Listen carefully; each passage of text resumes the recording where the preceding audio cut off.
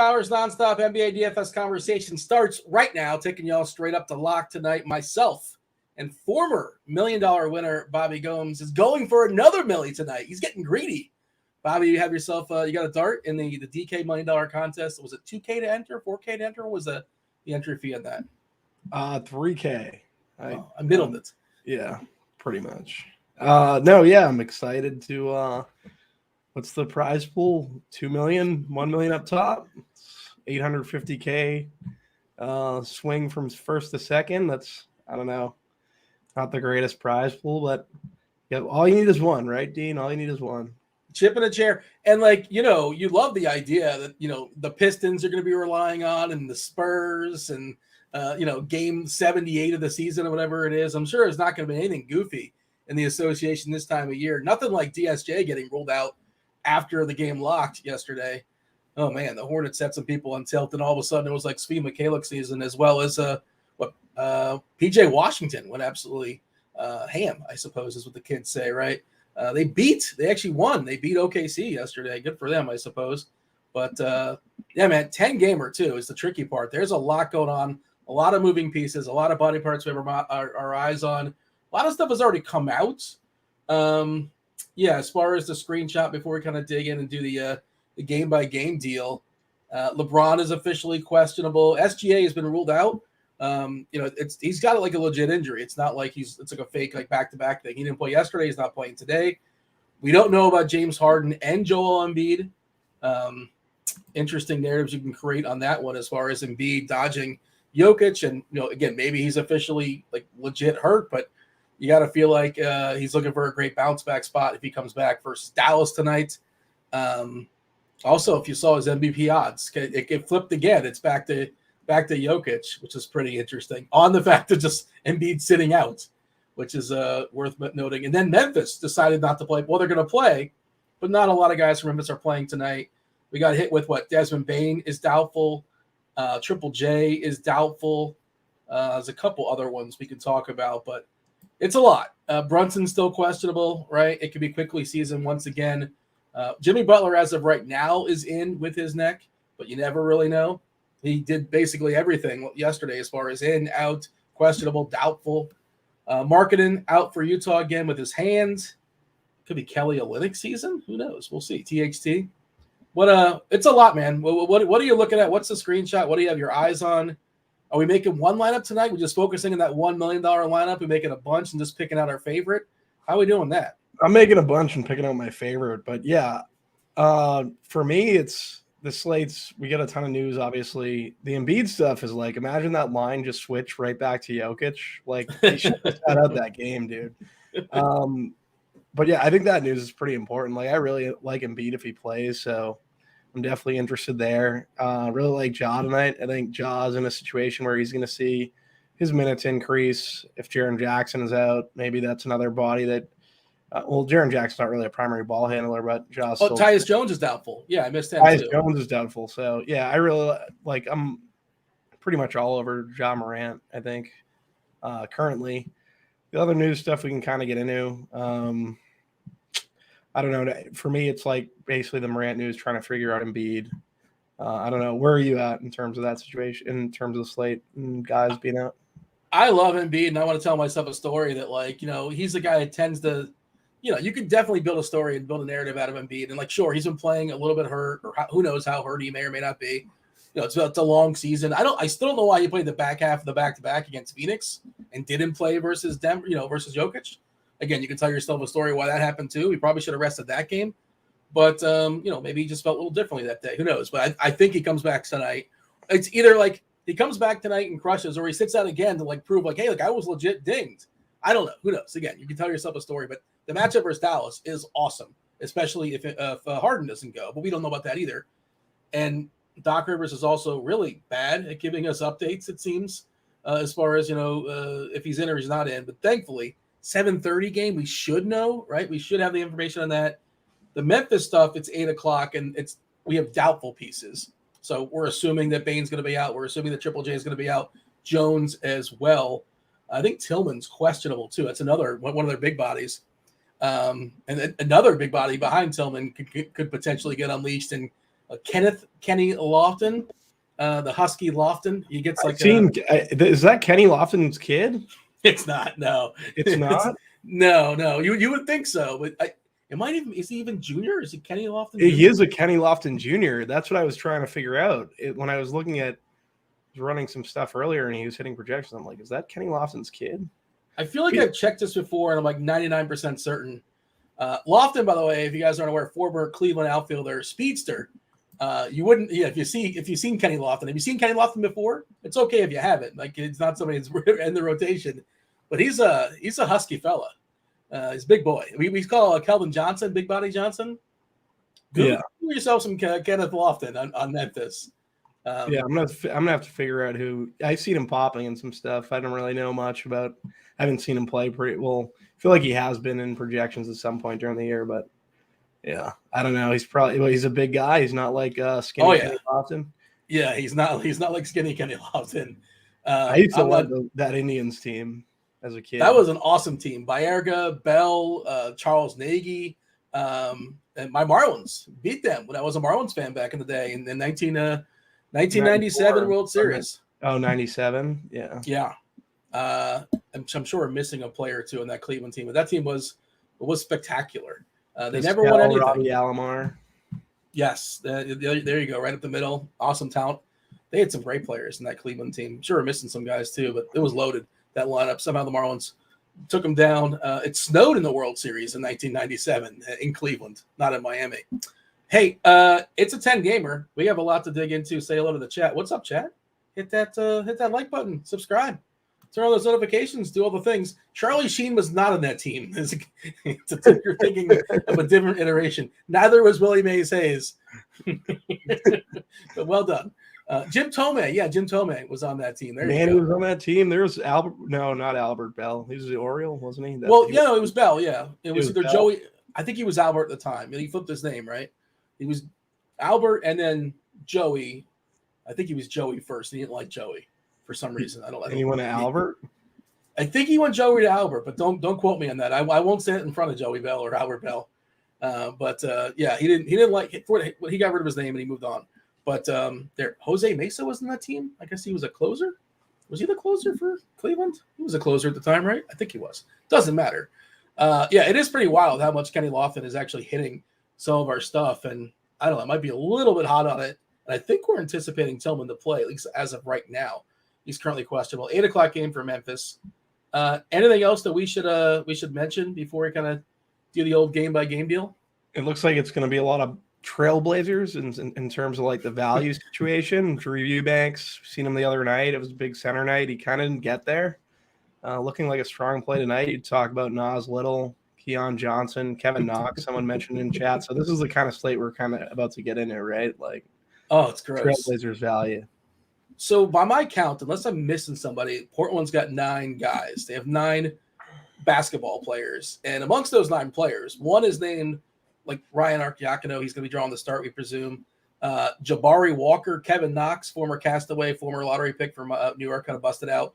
A person named John Butler, which is like if ever there's a creative player name. I don't believe John Butler exists. I don't have to Google that. But you mentioned Eubanks, yeah, and he's still really, really cheap. Like Feibel's not a usage guy. Sharp is going to take plenty of shots. And of course, the matchup against Sacramento plays fast, and they're an awesome offensive team. I think they're number 1 at offensive rating. Have not checked in a couple of days, but top of the boards. But they're also one of the worst offensive teams. But Portland, this offense, this iteration is so dreadful.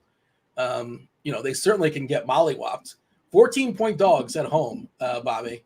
14 points. They're a dog. When have we seen 14-point dogs at home? It's so rare. Yeah. And the Kings, the other team. Never. I know. It's not like the Kings are a good basketball team at this point. That's what for me, it's going to be – I actually think this game's interesting for tournaments because just with pricing and how everything is, it's just tough to – you don't really have to force runbacks, right? Because you're just going to be playing a Trailblazer anyway. So maybe just getting one of these Kings guys in your lineups would be a way to differentiate the construction a little bit because people are probably going to go other places, I would say. People are going to be upset that you said the Kings aren't a good basketball team. They're like 2 or 3 in the West. They've been very good this year. Historically, obviously, they've been bad. But this year, they've been really good. Number one team offensive rating in the league is the Kings. Defensively for the season, they are, let's see, 5th worst. Portland 4th worst, and if you shrink it down to the last like 5 or 10 games, I would imagine that gets even uglier. Offensive rating, Portland's 2nd worst team offensive rating last 5 games. The Spurs have that honor. But we're also on the slate. Love it. Okay, let's dive in. Let's break it down game by game. Later on in the show, by the way, producer Devin's going to jump in. We're going to give away, I promised it, another week of RG Premium. Baseball. Baseball starts tomorrow. I think our baseball product is spectacular. I think our roster of people that contribute to baseball is spectacular. I haven't had a chance to read it just yet, but Dave Potts, he dropped the $1 Million Musings. They're out there if you guys are premium members. I'm going to read that later on tonight, certainly before we do the show tomorrow. 11 o'clock, myself, your boy Kirkwood's going to be up early with me tomorrow. He's going to be cranky and Blender. And then we hand it off to the Crunch Time crew, I believe, is Roth.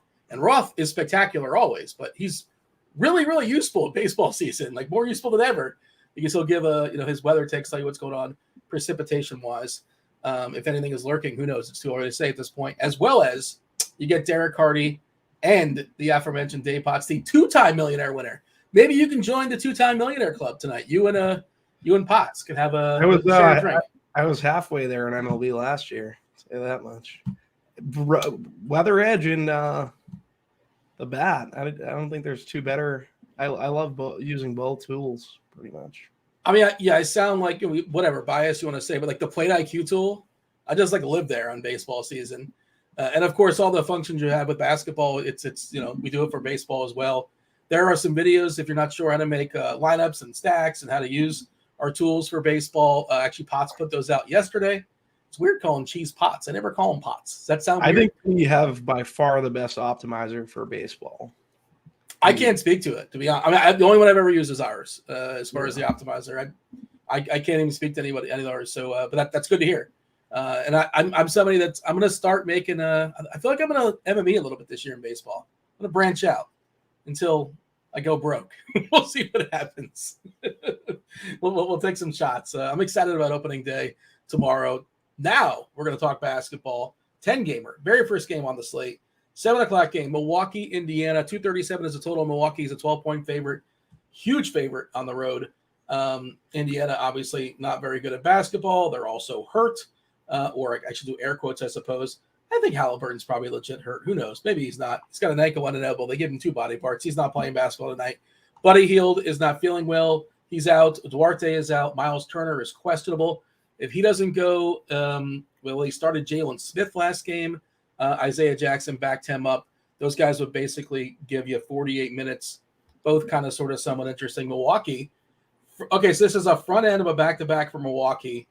Holiday's back from his personal issue. Chris Middleton is questionable. I got a spoiler for you, Bobby. He ain't playing tonight. Middleton's not playing. He's going to be out because they play tomorrow against your Celtics, and that game matters. That game really matters because if Milwaukee can get that game versus Boston, they would basically lock down, whatever, math-wise, not necessarily, but more or less, they would lock down the 1 seed. So they're going to want Middleton for tomorrow. Tonight, it's Indiana. I don't think they need him. Ingles also officially questionable too. Crowder's out. Doesn't matter a ton. Milwaukee, Indiana. What say you? Start whenever you want to start. Yeah, so the Middleton out. Obviously, we have one stud in Embiid, and then there's Giannis on the slate. Doncic is on the slate as well, but just in terms of, for me, it's going to be Giannis and Embiid that I'm kind of going to be picking through, I would say. With Middleton out, I think it's a bump to Giannis. The issue is the spread. I worry about this game getting out of hand, but I can't be in the business of predicting blowouts. I do like some of these punt options on the Indiana side. We're talking about, like you said, Jalen Smith, 5K the other night, same price again basically today. And he busted the other night. Don't mind going to him. He's splitting, like you said, 48 minutes with Isaiah Jackson. I think Isaiah Jackson is someone you can consider at 4,500. Jordan Nwora at 5,200 in a revenge game. I don't mind that. Benedict Mathurin, shooting guard, small forward. I think you can make a case, but I think there are other spots I'd rather go on the slate. And yeah, people are going to play Andrew Nembhard. I get it. He played well in the last game. His price is now up to 5,900 though. So Probably going to be a pass for me. Taking a peek at the ownership stuff. Let's see. We haven't had an update in a while. It's been kind of quiet for a 10 gamer. Our projections have not updated for several hours. Again, not a lot of news has dropped in the last couple hours. It's going to be coming, and they'll be updating it soon enough, I'm sure, as things start coming in. 3 o'clock was our last update as far as ownership. This game on Fanduel, we're getting 18% for the old Jordan Nwora revenge game, 17% for Giannis. McConnell's grabbing 13%. Matherin's getting 11. We're still projecting Middleton in right now. I feel really confident. I feel really confident he does not play tonight. I don't officially know that. Obviously, I was kind of joking, but come on, he's not going to play. It doesn't make any sense. You want to rest him up for the Boston showdown tomorrow night. Do you want to tilt about your Celtics? Losing to who did they lose to yesterday? I think it was yesterday. They got blown out. Some would say mollywopped versus a terrible team. That was yesterday, right? I think it was. Who they play? I've been watching Secession, Dean. You got me in a Secession. I haven't been. Oh, where you at? Still in season 1, I assume, right? No. Season 3. We watched right through. What? Yeah, dude, you are flying. Yeah, we flew through. Very, very good. Oh, it's such a good show. On your end, yeah. Yeah. Meansy too. He +1'd it. So Meansy's a big fan. Yeah, I really like Secession. We've been watching that. Who the Celtics play tomorrow? It's like typical with Boston teams. Washington. There you go. Thank you, Mr. Richard. Washington, yeah. Porzingis. Badly. Denny Avdija went crazy. Yeah, I remember. I seen the flame. He was 6,600 yesterday, right? For some reason, guys like Avdija kill the Celtics traditionally. I don't know. In terms of this game, going back to it, I think Middleton likely sits because they have the game of Boston tomorrow.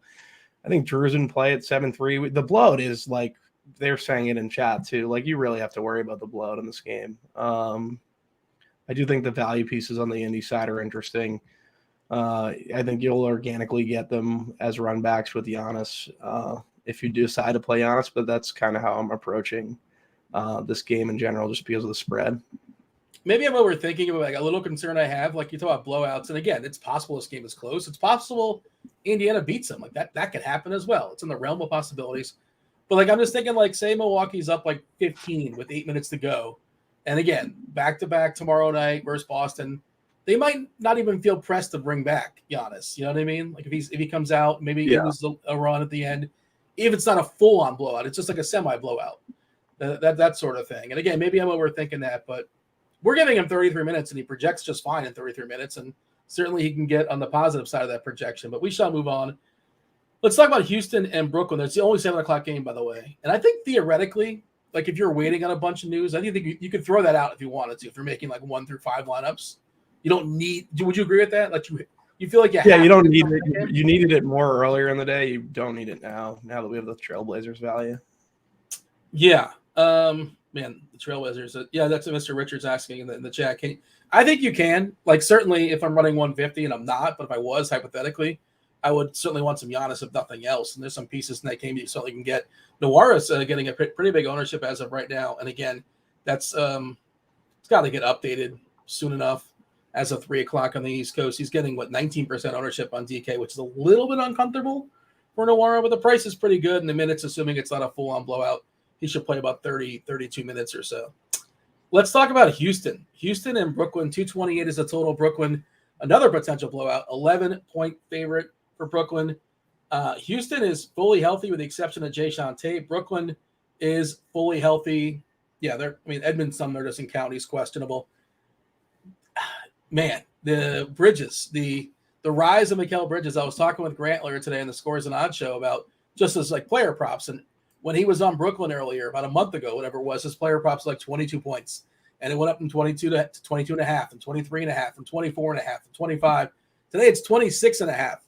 He won't stop. And now he's got Houston. Houston, of course, a really appealing option, specific to 3-pointers. Nobody yields more 3-pointers than Houston.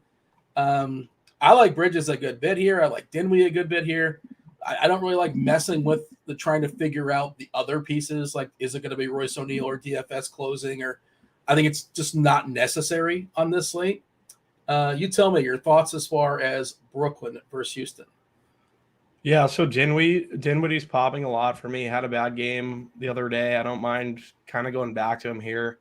like you said, Bridges, he's in a really good spot, especially with Houston giving up the 3 ball at the rate that they do. Cam Johnson, 5,900. Don't mind taking a shot there. I would say, like, on the other side, like, this game stays close. Kevin Porter, Jalen Green, Alperen Sengun, they're going to play a ton of minutes, 33, 35 plus. So if this game does stay close, I do have interest.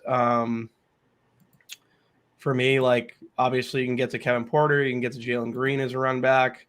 Sengun, we have Sengun for 31. Like, I don't mind the players in this game. I do think that you can reverse. Like, if you just want to get off if you want to get off Dinwiddie, like, he's at 7.6, you can go to like a Green or a Porter. Like, Porter's at 7.4. Just that would be like an easy switch at a lot less ownership. If you do think this game is going to be competitive. So that's pretty much how I'm attacking this game in terms of my tournament builds. Yeah, the Houston one is really sneaky because I know the prices have kind of sort of somewhat adjusted, and the matchup against Brooklyn's not spectacular. They're playing pretty slow these days, but they're playing their minutes. They're playing their players an outrageous amount of minutes. And people want to talk about tanking in Houston. That's not happening anymore. They've solidified their spot. They're not moving. They have the most possible ping pong balls they can get.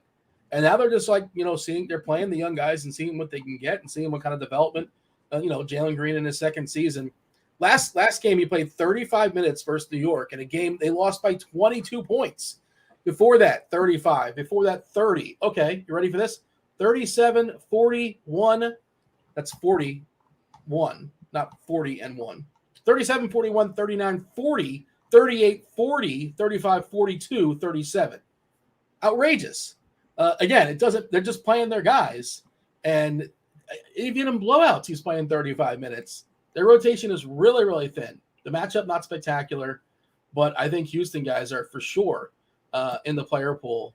And like our projection for minutes, Porter 35, Green 35, which again, I think might be low if this game stays close. That's a median projection. Smith getting 35. Sengun up there in the 30s, 31. So none of it like really looks like incredible matchups for me, but just by sheer volume. And somebody should fall into a good game on the Houston side, unless it's a full-on shellacking, which could happen. Your favorite player on Houston, you're kind of running them off, and it's pretty interesting because they're not getting owned at all. 4% for Porter, 4% for Sengun. I'm on Fanduel, and I believe that's kind of echoed on DK as I jump over there. Yeah, a little bit. 7% for KPJ, 2% Sengun, 2% Green. Come on. Yeah, I would say KPJ just because he's right in the Dinwiddie price range. I think it's an interesting. We're going to see a ton more ownership on Dinwiddie, and it's like an easy pivot in tournaments. Anything else of note that we should talk about, or shall we move on? No, that's it. All right. So my Heat, they're in New York. 224 is a total. It's the back half of a back-to-back for Miami. They're 5-point dogs.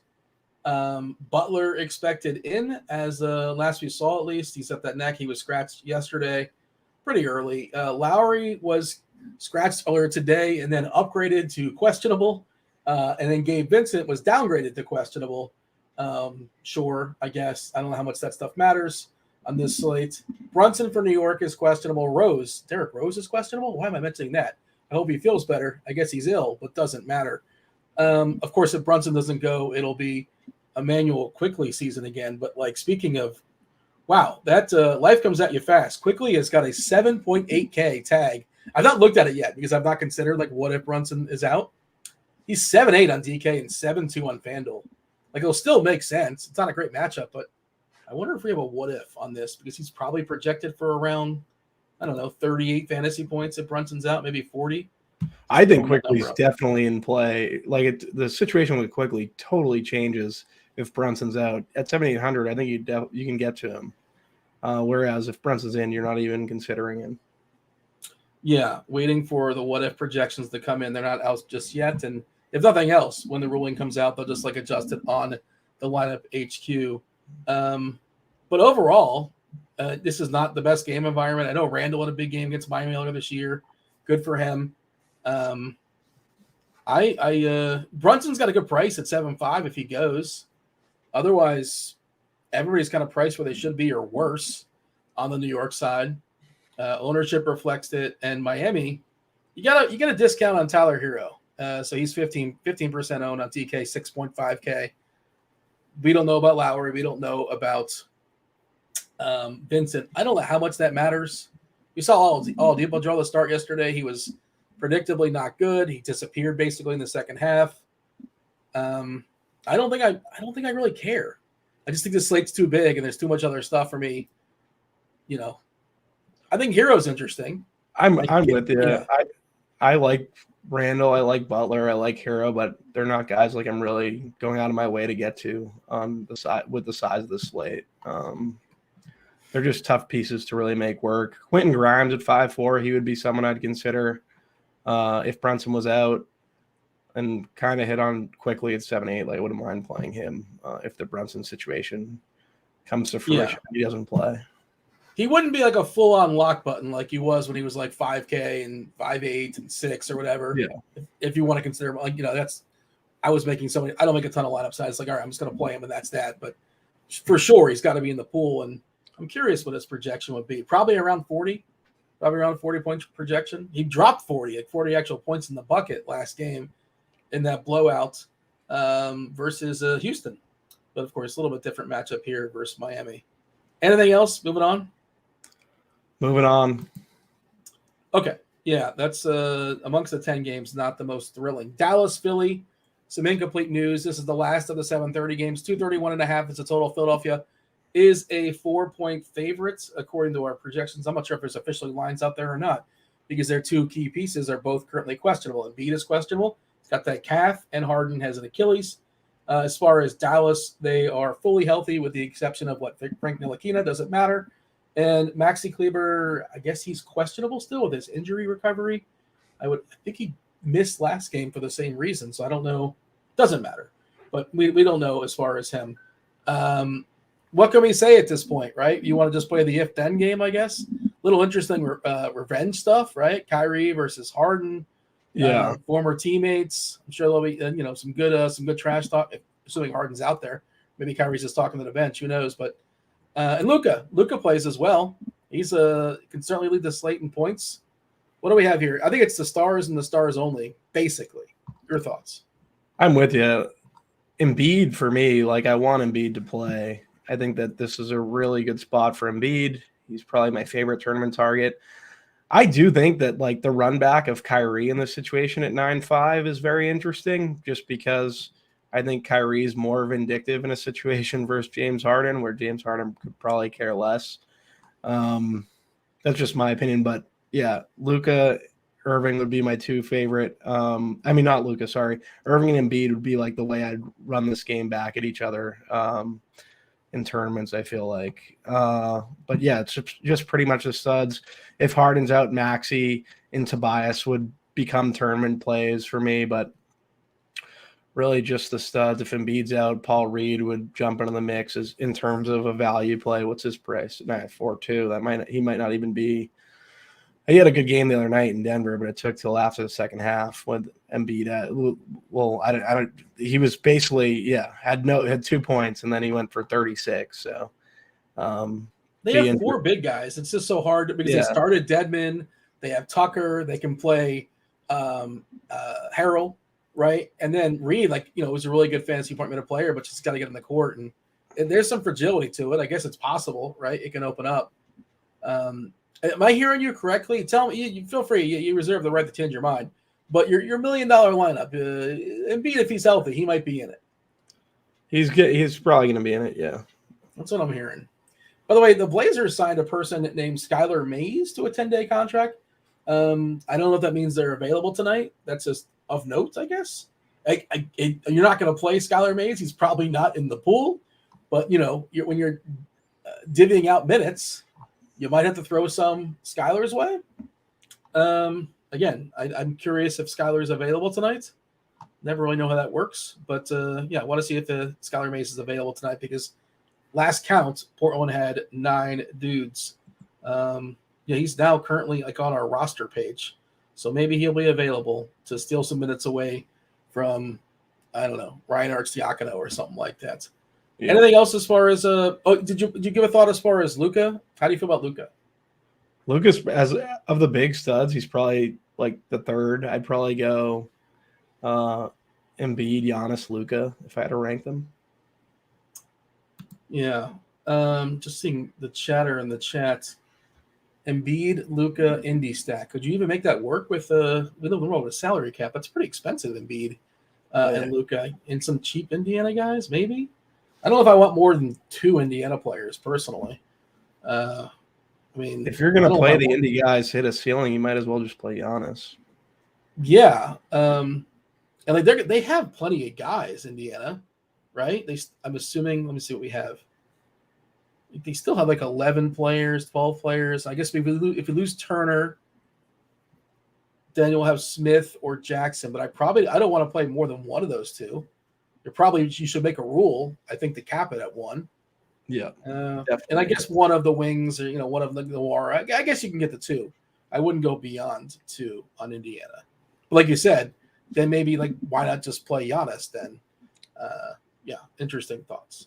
Okay, let's move on. Let's talk about the Clippers and Memphis. What can we say about Memphis? This is not going to be helpful at all, is it? The Clippers and Memphis. As of right now, LA is 3-point favorites here. 231 is the total. Ja did not play yesterday. He had, I think, a thigh, but he's expected back tonight. But a lot of his teammates not expected to play. Desmond Bane is doubtful. Jackson is doubtful. That's Triple J. Tyus Jones is doubtful. Starting center Xavier Tillman is questionable with an ankle. John Conchar, they gave him a hip. Of course, Clark and Adams are out too. They would have, if Tillman and Conchar are out, they would have, 5, 6, 7, 8, 9, 10, 11, 9 bodies. And that would include Jake LaRavia and Vince Williams and Kennedy Chandler. Kennedy, that's not a person. Kennedy Chandler? Morant's a very, very, very strong play. And it's showing all injured. What? Wait, are they playing games or are these guys all injured? What's going on here with Memphis? I think the majority. I think they're Jaren Jackson. Him being questionable, I think, is warranted, right? He had. I think he fouled out yesterday, if I'm not mistaken. He fouled out? I thought I remember seeing him foul out. Maybe that's a different game. They all just sort of mesh together. Santi Alderman could be interesting. I want to see what our what if stuff is. You're going to need some Memphis, far as I can tell, especially if Tillman and Conchar, maybe they're all healthy and they just want to give the hottest shooter in all of basketball, Luke Kennard, a revenge game, against his old team. Man, have you been on the Nard Dog at all? I mean, I can't buy into he's going to go 7 for 9 again today or something like in previous days. Now he might actually have a real opportunity to play 28, 30 minutes or something like that, depending on. But, he was in my player pool the other night, and I looked at his name. He had 15 points within the first 8 or 9 minutes of the game, and I was like, wow, I should have played more Luke Kennard. Well, you should have known he was going to shoot 80% from 3. Yeah, it's now I have to pull it up because I know it's something goofy again. As far as we talked about this the other day. Yeah, so versus Orlando, he was 4 for 5 from 3. You should have known he was going to shoot 80%. 4 for 9 previous to that, 10 for 11, setting the Memphis record. Before that, 3 for 5, 2 for 6, 4 for 8, 4 for 7, 4 for 5. Either he's in a ridiculous hot streak or he's the greatest shooter of all time in his 9th season, and he just all of a sudden figured it out. I don't know, man. But he's interesting today because especially if more guys get rolled out. Where's our current projections here? So we have Ja at 41% ownership, which is, wow, that is a not messing around number. But like you said, he's going to run the show here. Who else is left standing? We're assuming the guys that are doubtful are out. 41% for Ja. We're giving Kenneth Lofton we're giving him a 15-minute projection and an 18 fantasy point night and a 36%. That's going to adjust. That's going to change. We're going to get a refresh on this. But again, he might be fully unleashed as much as he can if we lose Tillman and if we lose Conchar, right? Yep. So do you want to play the what if game? It's a lot going on. I want to see if we have what ifs updated. I don't know if we have just yet, but it'd be useful. It'd be nice to have it. Yeah, it'd be nice to have the what if projections. Currently, I don't know. I pretty much Aldama Morant for me. Morant at 9K, like it seems like such a strong play. The minutes have to increase, so especially with these guys out.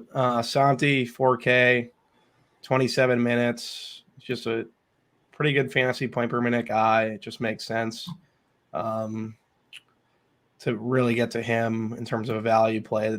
And he has power forward center eligibility, so I don't mind Santi at all. That's kind of where I'm at on this Memphis side, though. And yes, the chat's giving me the business for mushing Luke Kennard. I actually think he's like interesting here, especially if other guys are ruled out. But like, I certainly wasn't. I've not been chasing this ridiculous run he's been on. I have not been on it, unfortunately. So maybe I'm just bitter about it. But Deck says Luke Kennard, I'd rather have a beer. I mean, I didn't know that was a choice. That was an option, but sure. Okay. Fair enough. Understood. Yeah, there's so many different combinations how this can go. But as of right now, assuming that all the doubtful guys are out and even the questionable guys are playing, Ja and Lofton and Aldama, even, Roddy's getting 15% or so. Brooks, 7-8% or so. What about the Clippers side? It's not as interesting, right? The Clippers, health-wise, I guess Marcus Morris is going to be out. Should we get the ruling on Norm Powell? He's questionable. He hasn't played in forever. I would guess out, but yeah, he was upgraded to questionable, but like we haven't seen him in maybe a month or so. So like I would lean out, but you never know.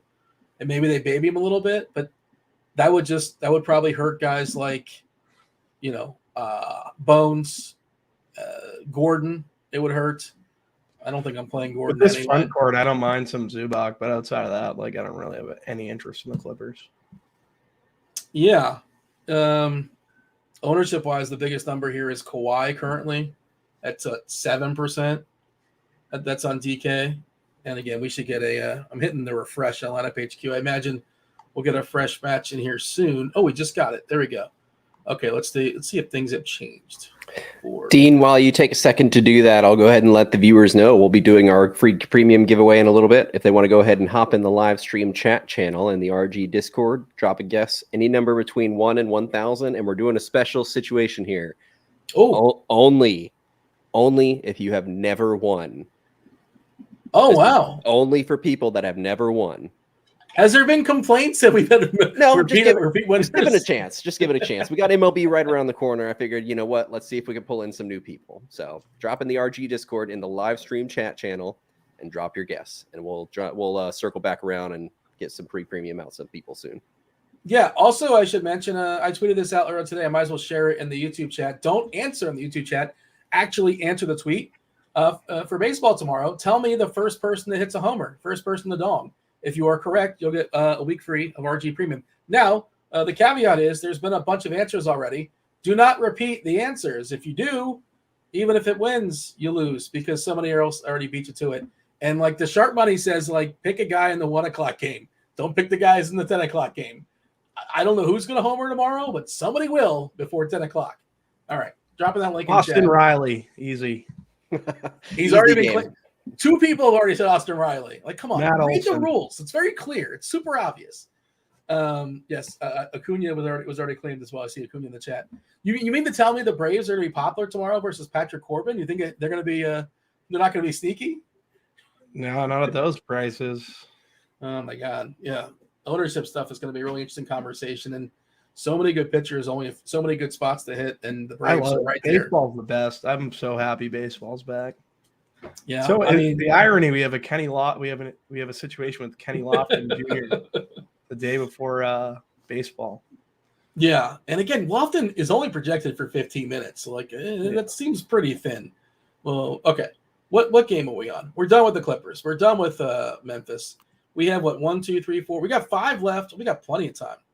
About 20 minutes or so, Devin will come on and he'll let you guys know who won a week free of RG Premium. Utah versus San Antonio, the aforementioned Spurs. 234 is the total. Utah, they're doing their best. So they don't really want to win here, but it's kind of hard when you play against the Spurs. Utah 4-point favorites here. They did not. They're not going to dress Lauri Markkanen. Lauri Markkanen's still out. Clarkson still out with his finger. I assume we just don't see Clarkson the rest of the season. Like, just rule him out for the year. Stop playing games. Fontecchio is back with his toe. So I presume he's going to be starting once again. Still no Rudy Gay. San Antonio, they're ruling out Kelvin Johnson and Devin Vassell and Jeremy Sohan. Bassi, of course, out for the season. But San Antonio does have a fair bit of bodies. They're not crazy thin. Utah side here, to me, is a little bit more appealing. Love the matchup, obviously, against San Antonio. Love when Olynyk gets to do his thing. I think he's there's still some meat in the bone there as far as his asking price. It's spiked up, but he's justified it. And Walker Kessler just feels like a full-on Walker Kessler smash spot in the middle. It's a little bit pricey, a little bit of sticker shock, and you catch him on the right night as far as blocks. That's when he really gets there. Your assessments, I guess, start with Utah. How do you feel about the Jazz? Yeah, Walker Kessler, 1.22 fantasy points per minute. Like in this situation, I don't mind getting him. He's probably one of my favorite center plays on the slate. You hit on Kelly, 6'8". Like all of the usage Kelly's kind of taken in recently. I don't mind getting to him either. THT at 6,900. THT might be someone who goes under owned in this situation. I think that I have no issue like going to THT. If you're looking at marketing, he was taking like 20 shots a game previously, just taking a ton of shots. Like some of that usage is going to go over to Horton Tucker. So I don't mind playing a little Horton Tucker in this scenario. Giannis officially in. Jingle and Joe Ingles officially in. We called it. No Chris Middleton tonight. He's ruled out because he wants to play against Boston tomorrow. Drew Holiday is back tonight. So Milwaukee basically just Middleton missing. Kyle Anderson, questionable. A midday downgrade with an illness. You never really know how that's going to go, but typically they tend to be out on the illness, especially this late in the day. Against the Phoenix. Let's see, ownership-wise, we did hit the old refresh as of 5:30, so about 10 minutes ago, ownership has changed. Let's see, we got Utah. Olynyk at 24%. I was wishing a little bit lower than that. That's on DK. Kessler at 11, THT at 9. I'm guessing he'll be more on FanDuel. I think it's a better price for THT on FanDuel. How about, as I pull that up, how about the runbacks? How about San Antonio? Do you want to mess with the Spurs? I would rather stay away from the Spurs. I do think that Zach Collins is in play. He's at 6,400 on DK. I don't mind that. Devontae Graham at 4,400 if you want to start forcing stuff. Malachi Branham would be my favorite, though, at 4.2. At 4.2K. Like, I just think he's the play that I would want to get to a good bit. Sandro at 4.6. I don't hate either. Maybe there are more Spurs that I'm overlooking. I think Sandro is a really good play. Branham, I don't want to play these Spurs, but I think I'm going to probably have some in my player pool. So, yeah. Yeah, we're projecting Branham to draw a start, Devontae Graham to come off the bench. Kind of interesting that we have Graham on DK getting, 24 minutes, 26, 27 fantasy points, 24% ownership. And then we have Branham drawing the start, 28 minutes, getting 22 fantasy points. Obviously not a strong fantasy point minute player, but getting like a third of the ownership. Branham getting a third of the ownership of Graham is kind of interesting. He's also a little I think Branham's a very, very good play. Yeah, it's a little surprising if that ownership stuff holds or anywhere close to. By the way, I did a peek at FanDuel as well. Kelly Olynyk on FanDuel, 40%. That's an outrageous number. And 31% for THT. 6.3 for THT, 6.8 for Kelly O.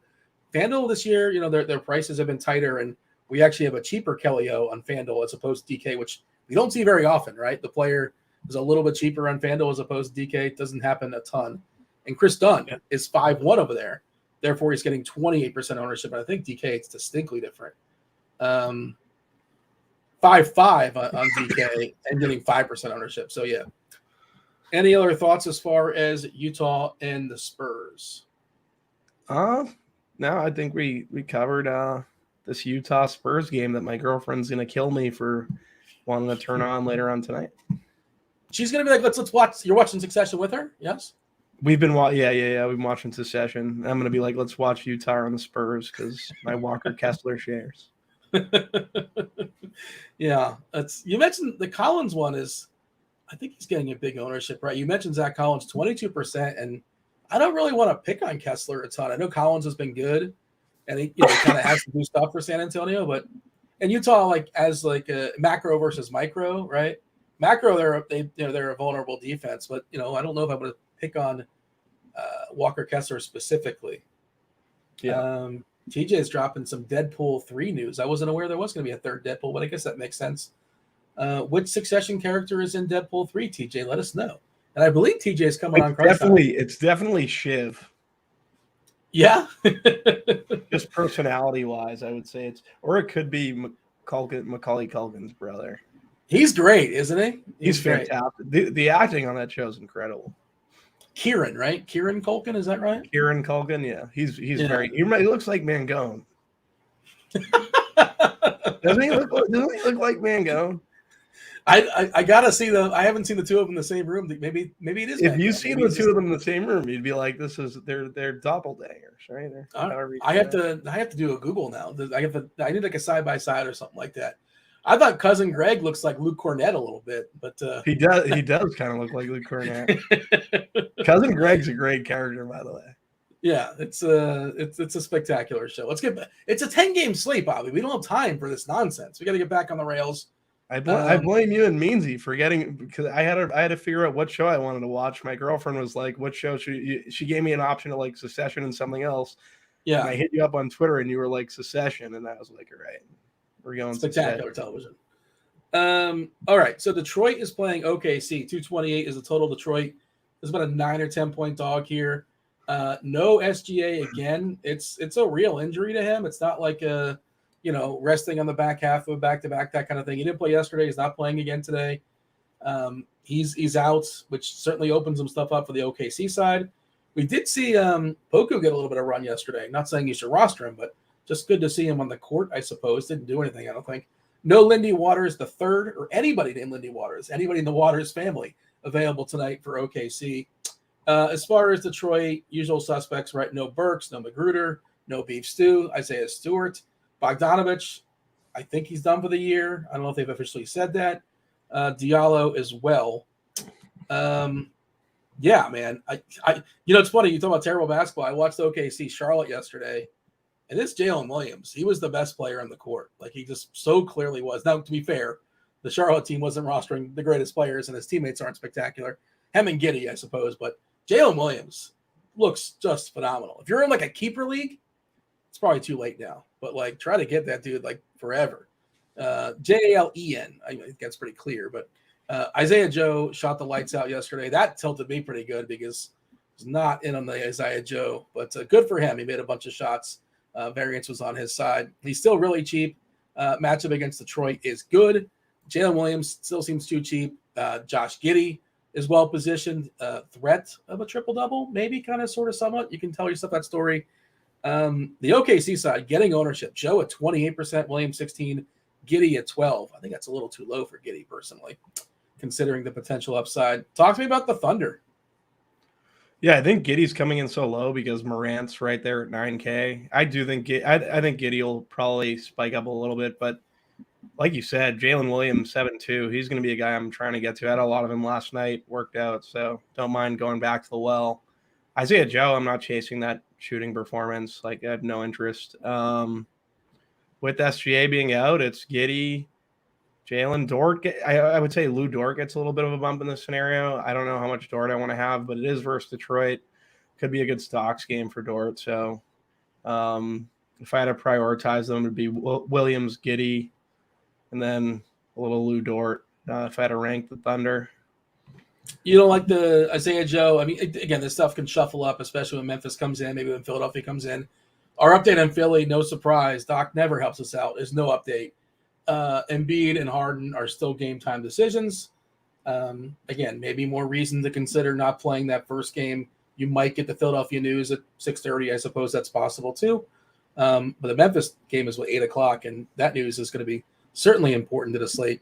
Isaiah Joe at 28-29%. You going to be below that number? So in large field stuff, I'd probably be below it just because he's coming off a good shooting night, right? It's a back-to-back, and he has dual eligibility, so that's what's increasing his ownership as well. I'll be playing him, obviously, but not if he makes my I'm only playing that one main team, so I don't know if I'm going to have him. We have a conscious machine in the chat saying, I said Joe yesterday, and Chief said no way.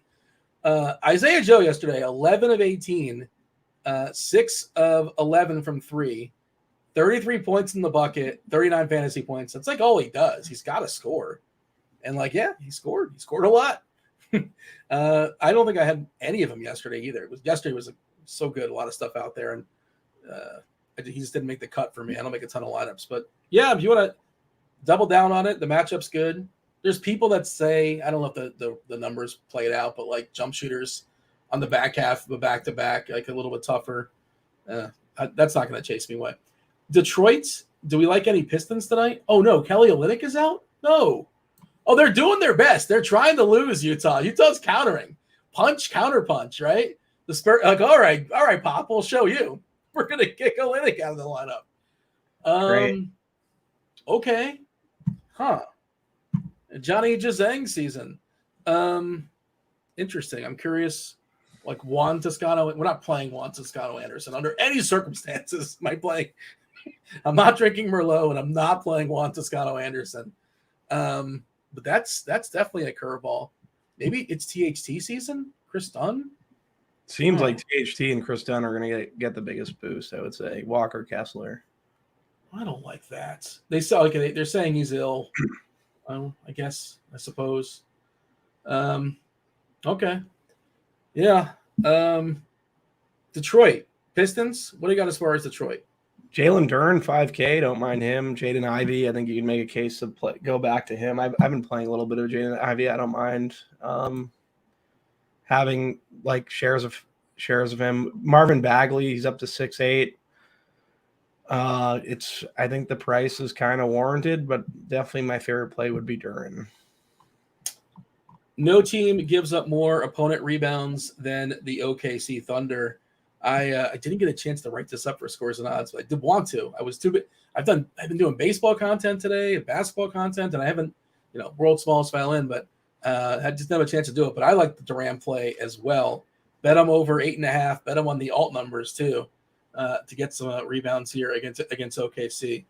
I see somebody in chat saying Kessler season, or mentioning he's not a guy that's going to all of a sudden just shoot a bunch and the offense is not going to be run through him. I don't know how much that changes for him with Kelly O being out. It might actually hurt him because Kelly O would get him better opportunities than whoever's going to get him, because I was watching spread the floor and Kelly would get him dunks. That's you need Kessler to get dunks at the rim, right? That's kind of how he gets there. His putbacks. He's not somebody they run the offense through. I'm curious what the numbers say, but I don't think it's Kessler's still good. I just don't think he all of a sudden bumps up this is a great play now. Whatever he was, he still is, I think. Curious what Utah does there. Ownership wise, as far as Detroit, is there anybody getting ownership? Is it Duran? He's getting 15% on DK. Hayes is getting 10. Ivy's getting 3. He's just kind of really tricky as far as the price. Yeah, Fontecchio might take some more threes. That can certainly happen for Utah as well. Fanduel wise for Detroit, anything drastic of note? Wow, Killian Hayes is getting 25% over there because of the price. 6.5 is pretty good. Ivy getting 13%. So I got nothing else as far as this game. Anything for you? No, we can move on. All right. After Lakers Bulls, we'll pick a winner. Last chance to get yourself on the board. How do we go about doing that, Producer Devin? Let the people know one more time. RotoGrinders.com/Discord, the live stream chat channel. They want to get 1 week free of RG Premium right before baseball starts tomorrow. Get all the baseball goodness and all the sports. Devin, what else do the people need to know? How do they get themselves eligible? Dean, I'm pretty sure you covered it all there. I couldn't have said it better myself. Join the RG Discord, hit up the live stream chat channel, and drop your guess numbers 1 through 1,000. And my cat is loving on me right now, so you'll have to apologize me. But drop your guess in the live stream chat channel. We'll we'll get some winners here in the next maybe 5-10 minutes. That's the appropriate way to talk to your animal. I'm I hope Kevin Roth is watching, right? Because I'm not sure if you saw Roth lash out I his heard dog. about this. Yes, yeah. My animals recoiled in disgust when they heard.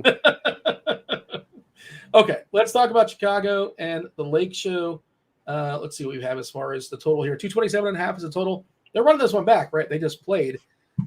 Lakers are 3-point favorites here. I think LeBron is officially questionable, but I think we're thinking he plays. And if LeBron plays, it kind of mucks up, all the Lakers, I think. Everybody's kind of got priced up a little bit in his absence. Doesn't mean you can't play Davis, of course, but ownership-wise, not seeing much. Everybody else, if LeBron goes, Russell expected to go, Davis expected to go, Chicago. Man, Alex Caruso revenge game. We haven't seen Caruso. He's questionable like all the time. Drummond also questionable in this game for what it's worth. Maybe we get a few extra minutes, a couple out of Vuk if Drummond doesn't go, possibly. Not sure.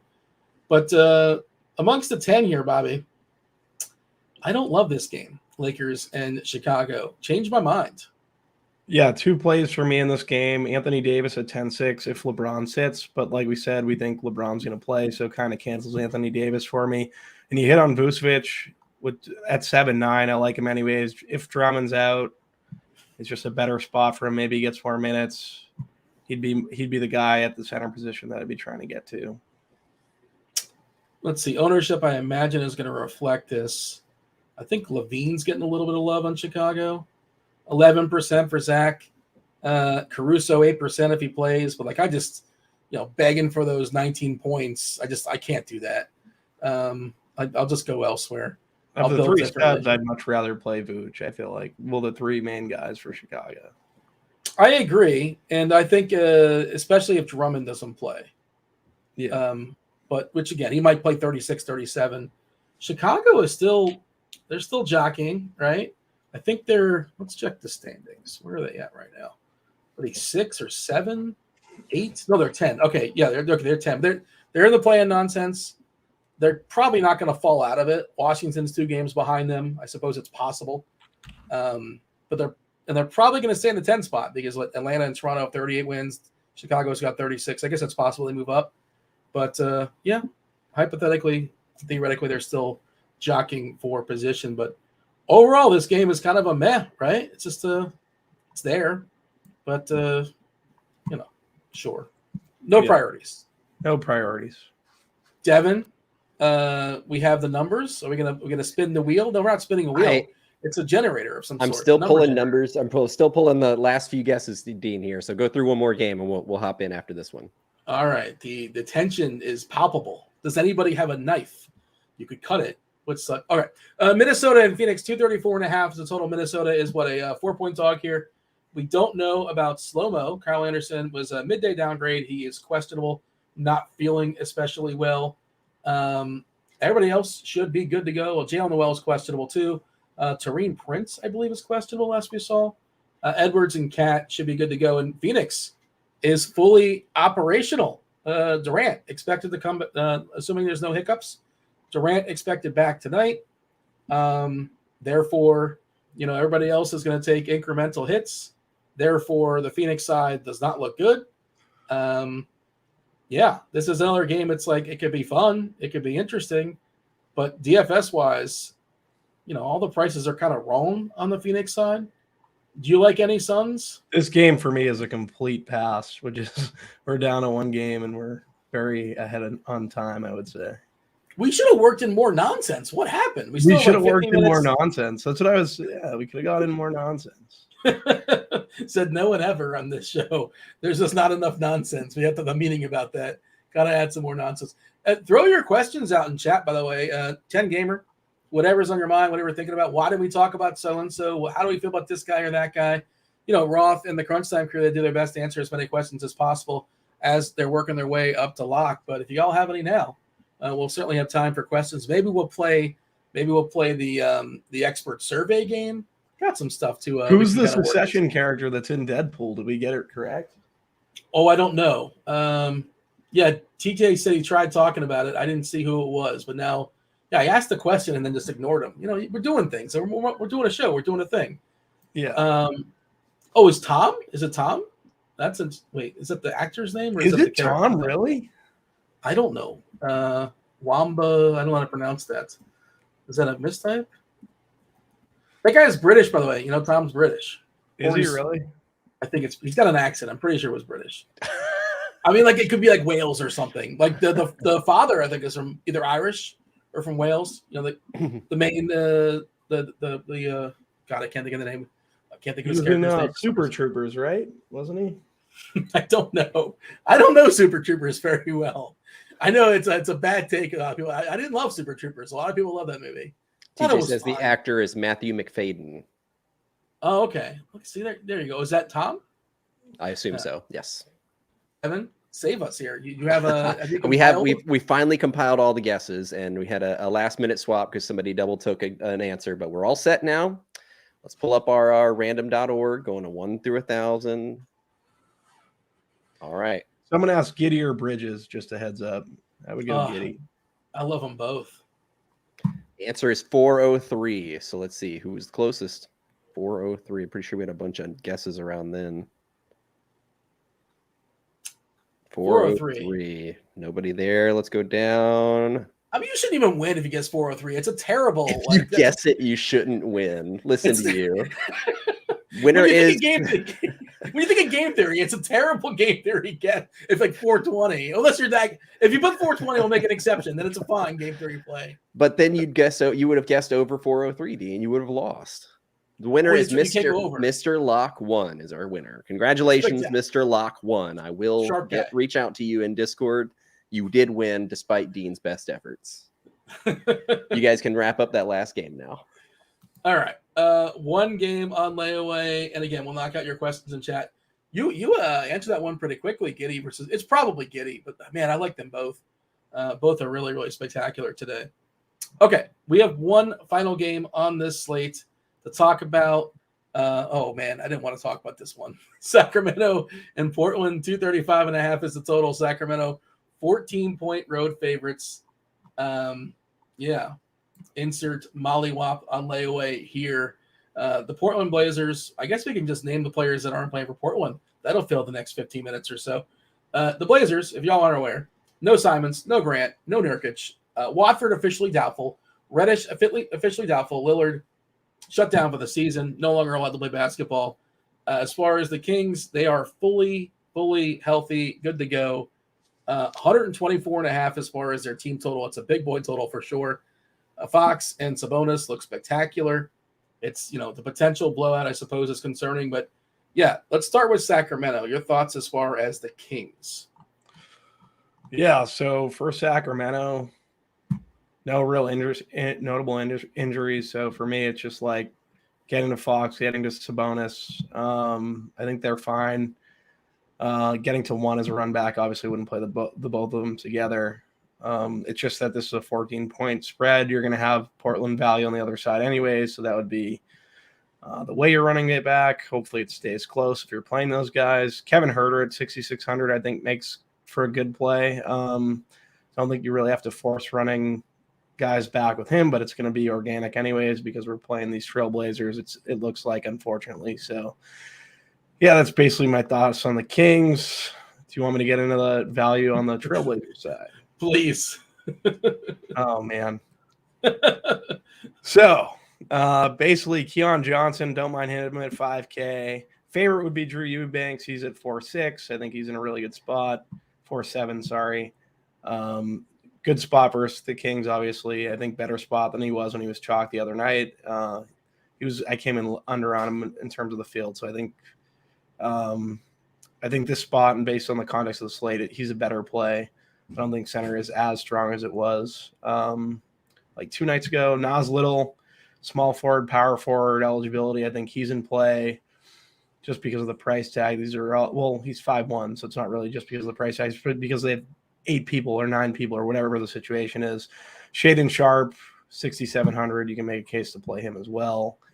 Thibault, all these Portland guys. Dean, you want to get into Portland? Sure. I would like to know if this new person, what was the guy's name? Skylar, if he actually is available to play. Well, I wonder if we're giving any minutes that way. I'm assuming he's not in the pool, but I'm curious if Mays is available to actually steal some minutes. They did just sign him, so I guess he is. So that would mean they have 10 bodies there in Portland. Somebody's asking in chat, do we really like Portland value? How much, Mr. Richard? And I mean, the prices have come up on some of them, but Keon Johnson's 5K on DK. We're projecting 26 minutes. The other part is like Sacramento, a really good offensive team, also plays really, really fast and bad defense. So theoretically, Portland should be able to score. Kevin Knox is with 30% owned here, 26 minutes. That's the other thing is like some of these guys, maybe they're all going to get like 26 to 28 minutes. And assuming the game doesn't get really squirrely, Sharp can play 35, 36, 37. They're really trying to develop him, but the price is kind of adjusted on him, but certainly like him for tournaments. It is interesting. He's only 15%. The other interesting thing I was looking at is the usages, right, for these players for Portland. If it was like baseball and everybody got their at bat and you go to the bottom of the order, everybody's usage would be 20%. Your usage is the percent of the time you end a possession with turning the ball over, taking a shot, or ending up in the free throw line, right? So it's like the number of times you shoot, essentially, or like the ball is in your hands and you turn it over. That is accounted for as well. And everybody would get 20%, 20%, 20%, right? So amongst the players that are available tonight, there's only one player on this team that has a usage of about 20%, which means the numbers obviously have to change. And we can run the court IQ, but I don't think we're going to get much of a sample because, like, how often have these guys played together? We're not going to get much to work with. But Keon Johnson, interestingly enough, 24%. Sharp only 17, but that's going to lie to you because Sharp played, a fair bit alongside some of his minutes alongside Simons and Lillard and those guys, and certainly his usage while playing with these other guys. Like Arch Diacono is 11%. Thibault is 10%. Eubanks 11. Walker 15. Little 15.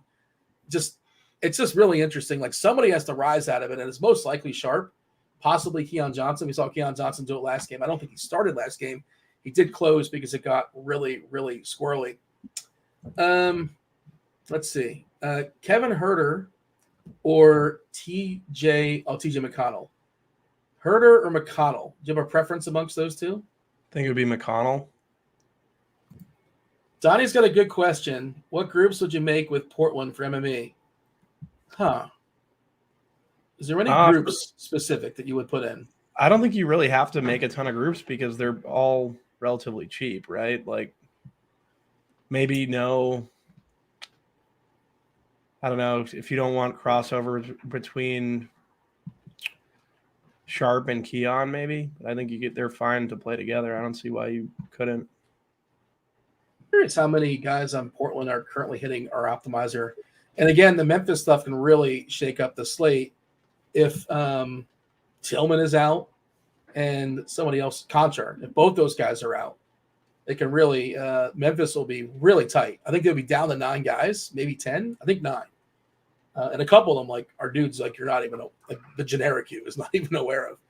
So in our optimizer right now, the very first optimal I ran on DK does have 3 Blazers. 3 Blazers in the first lineup, 3 in the next one. Oh, we're getting Jazz now too. It's worth kind of walking back to see what we think of the Jazz. What are we predicting for the Jazz? The absence of Olynyk now. Now Markkanen is out. Olynyk is out. Let's see what we're predicting here for Utah. Is Chris Dunn going to play alongside THT? Utah's going to be tough to ignore because they're playing San Antonio too. So it's really tight rotation. And the matchup versus Spurs. What are we giving here? So we're giving Kessler 32 minutes. Agbaji getting 35, but he was kind of priced up a little bit. 5'6", and like a 28-point projection, which is fine as a median projection. Fontecchio down to 4'9", and a 29-point projection. THT, 42 fantasy points, 32 minutes. He's 6'9". 42, yeah. I mean, that makes sense, right? And Dunn's going to play 26. That's the thing is depending on what they're doing, but they don't play THT and Dunn a ton together. Like they will. I mentioned Juan Toscano Anderson. Yeah, he's 3'5". And by the way, how is he 3'5"? Why is he not still mid 3K? How in the world is he $500 more expensive than the floor? That's outrageous. He's getting 19-point projection in 26 minutes. And Jazang, 17 fantasy points in 20 minutes at 3K. I would rather play Jazang than Toscano Anderson for the record if I'm playing one of those two. I think that's kind of the interesting one. If Utah wants to lose, they might get a few more minutes to Johnny Jazang Stoneman 3K, kind of interesting. Is there anybody or any thoughts as far as our projection there in Utah? THT makes the most sense. Outside of that, like obviously you play Kessler. A little scared off Kessler now for the reasons you gave me. Like Kelly spreads the floor, so I was kind of hoping that I'd get more Kessler one-on-one inside. So for me, it's probably going to be just THT. No. That wasn't my intent. I wasn't trying to scare you. I just scared me a little bit. He was good before. I was just saying, like, I wouldn't automatically assume he's going to get this huge bump. And yeah. I guess he got a little bit of bump. We're giving him 32 minutes and 42 fantasy points. So that's really good for a 7.3. And again, the matchup against San Antonio, phenomenal. I'm trying to see, like, Damian Jones getting 15 minutes. You're not going to play Damian Jones, I don't think. No. Azubuike, it's possible, like, he gets some run. And we'll see about the starting lineup. Oh, Miles Turner is out. Indiana doing their thing. I assume it's going to be Smith starting with Jackson being the backup, but we don't know that for certain. But that's what it was last time. Lopez is going to have a field day in that game. Yeah, I never get enough Brook Lopez. That's one of the holes in my just game. Like if you're taking Turner out, they are already have issues with bigs. Middleton's out. Not that I'm going to prioritize getting to many Milwaukee guys because of that spread, but I think it's, I think you get some Brook. I think Indiana is like one of the highest block teams in the league, if I'm not certain. Let's see. Just gonna check this real quickly. Houston, I think, is number 1, but I feel like Indiana, they're 5th. Okay, so they get blocked a fair amount. Houston, number 1, Charlotte, OKC, Detroit, and Indiana as far as getting blocked. If you want to get some Lopez blocks, was that against Detroit where he had almost had a triple double with blocks earlier in the year when several guys were out? I think it was Detroit where he just absolutely annihilated them. They took their soul. He was incredible that game, and I don't think I had him that night. That spread is so difficult. Butler officially in. Gabe Vincent officially in for Miami, and Kyle Lowry is questionable. But like with Vincent being in, like if Lowry is out, like there's not a big change. Yeah, I don't think. I mean, they have other guys. Strus would get a little bit of bump. Martin, Oladipo, but like on this slate, nobody gets elevated to like priority status or even close to it. Anything else going on here in the chat that's worth noting? Wanted to see if I was going to pull up the expert survey, but of course, one of the things you get with premium.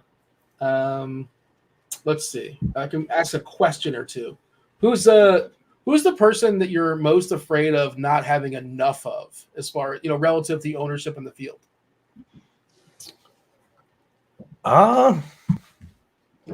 Currently, probably. I'm not. Who would you say? Give me like maybe ownership. I would be okay, and a lot of it's like relative to ownership. Like I would be afraid to not have enough like Embiid if Embiid plays, or if Embiid plays, like I want Embiid. Like Embiid's the center. I like my main play. I would say 14% for Embiid. I want to be double or triple that. If for whatever reason you like Morant, but you're not getting to enough Morant, like I'd be afraid, like, oh man, I don't want Morant. I would definitely have Morant tonight. Yeah, I like him a good bit too. Man, $1 million tonight, Bobby. You got a shot at $1 million, and it's going to be all thanks to we're hoping for Utah Jazz, Portland Blazers. No, we're off the Jazz. No Jazz, none. I think you need at least a Jazz. Not necessarily a Jasmine. Like, you don't need multiple Jazz. You can, but I don't know, man. I'm going to have probably at least one player on Utah in every lineup. They're facing the Spurs, and they're thin. Dean, Mike, is that wrong? QQ from Discord. And when you guys get done with this one, QQ from Discord, I dropped in the YouTube chat. Crunch Time Guru's coming in, too. Got it. Thank you. Oh, Jazang. Are we going to be playing Jazang, Dean? I'm telling you, what are they saying about Jazang? Was there news that just dropped? No, I just ran stuff, and I'm starting to see Jazang. Is he? I mean, that's also a fun one to celebrate. Whenever it just seems like a fun thing to yell whenever he makes a 3 or something like that. Question from Discord. Could be From three, Jazang! Bang, Jazang! All right, Norman Powell chalk. Okay, wait, what? How do we feel about Norman Powell chalk in tournaments? He's not chalk. I didn't know he's playing. He's questionable. Last I saw. There's no way his first game back. He's gonna be chalk. No. I mean, I appreciate the question, but I don't believe there's anything correct in that sentence. I don't know. He might play, but they're not going to like fully throw him out there. I wouldn't think. Does he have like a really goofy price that I'm not aware of? That might be possible. I'm gonna need Jazz. He is 4-3, so. But for what? Yeah, he's 4-3, but like, that sounds like an Andy Means question. Unfortunately, Andy Means is not here. It's Keith and it's TJ. It's a TJ question. No, it's a Keith question. Keith, were you on projections today or not today? Not on projections, but I will be handling the cash stuff. I believe for Means, who's knee deep in opening day baseball stuff. So get excited. If I randomly start talking about Ronald Acuna or Austin Riley on the show, it's because I've been doing a lot of crossover content today. Same. Me and you had a conversation earlier today about we're trying to figure out Corbin Burns' pitch count in spring training. And according to like multiple sources, he threw like 42 pitches and got like 97 outs. And I'm like, this is not possible. Doesn't make any sense. The math does not check out. But for some reason, finding pitch counts in spring training is not as easy as you want it to be. Do you have a thought as far as Powell, since we're talking? Do we even think he's playing? I think he has a good chance to play. He is certainly not chalk. The 4,300 price tag, I think he's playable in tournaments, but I would not consider him for cash games, and I don't think he's going to be popular either. Yeah. Hey, before myself and Bobby, can we skip this first game? We can, right? I don't know if we have to, but the only one game at 7 o'clock. Indiana News opened up a little bit with as far as the centers. We're assuming Smith's going to start, I guess. Of course, there's Giannis on the other side. But, I mean, what if we don't get the Memphis stuff? What if we don't get Philly stuff? What's the rule here, Keith? What are we doing? Yeah, it's tough, especially when you add in the blowout risk, too. Giannis is a scary fade in this matchup, but he might only play 28 minutes. So you can get away with it, I think. It's scary to fade Giannis in this matchup, though. Yeah. I mean, I'm talking if you're making like 1 through 5 lineups. Or if you're making like 100, I wouldn't cross it out, I don't think.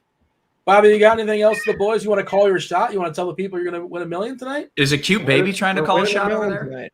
My baby was just trying to get into the room, and my girlfriend came and grabbed him. So, yeah. What is the baby's call? What's the baby's takeaway? What's the play? The baby play? Baby Bob likes Brooke Lopez tonight. There you go. Brolo baby. All right. Roth, enjoy it. This is your last day until, things get a little murky in your world. Maybe a little red-orange, some might say. Who knows? But we doing all right?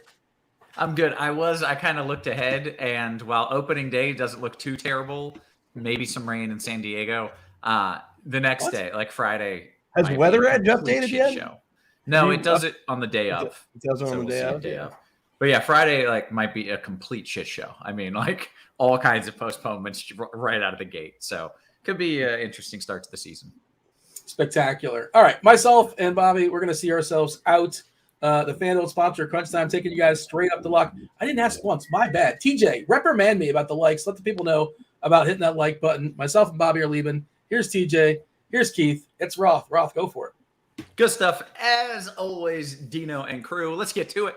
It's Crunch Time, and it is one of the finest shows in the biz. It is sponsored by FanDuel, and it is the show where we have two of the sharpest minds in the biz helping break things down. One, we got the Iceman, a.k.a. Keith Eyster. What up, Ice? We've got a doozy of a slate here to lead us into MLB season. Already tons of news has dropped. There's value all over the place, and there's still plenty of things that we're waiting on. So we have a really fun one here, a big 10-gamer with tons of news, as we tend to expect this late in the NBA season. Yeah, this slate feels kind of awesome. I haven't done a whole lot of research. I usually make the lineups on the show, but I was just reserve entry. I was just filling it up because I feel good about how things are going to end tonight. To help us win some tournaments, I believe, TJ, you're going to be our tournament guy? Heck yes, let's do it. That was I think the longest I've ever been in a show before I've started talking. Dean, not only did Dean not get the likes up, he didn't even say hi to me in the transition. So I was just, he threw it straight to Keith. I've been doing my MLB research too. I've been not just NBA for me. I've probably played 10, 15 hours of MLB The Show in the last 3 days.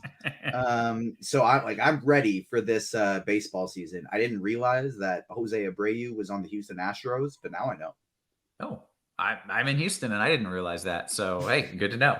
Well, hey, we are here to talk about some hoops. TJ, you feel good about what we're getting into tonight? Yeah, I really do. It's a fun one. I got some kind of leans on the injury news that we're waiting for. I got lots of rules in my tournament builds, playing 150 of them lineups today. So fun tournament slate, and I'm feeling ready for it. Okay, very good. Before we move on, a quick brag slash, I don't even know if it's a brag, just a callback.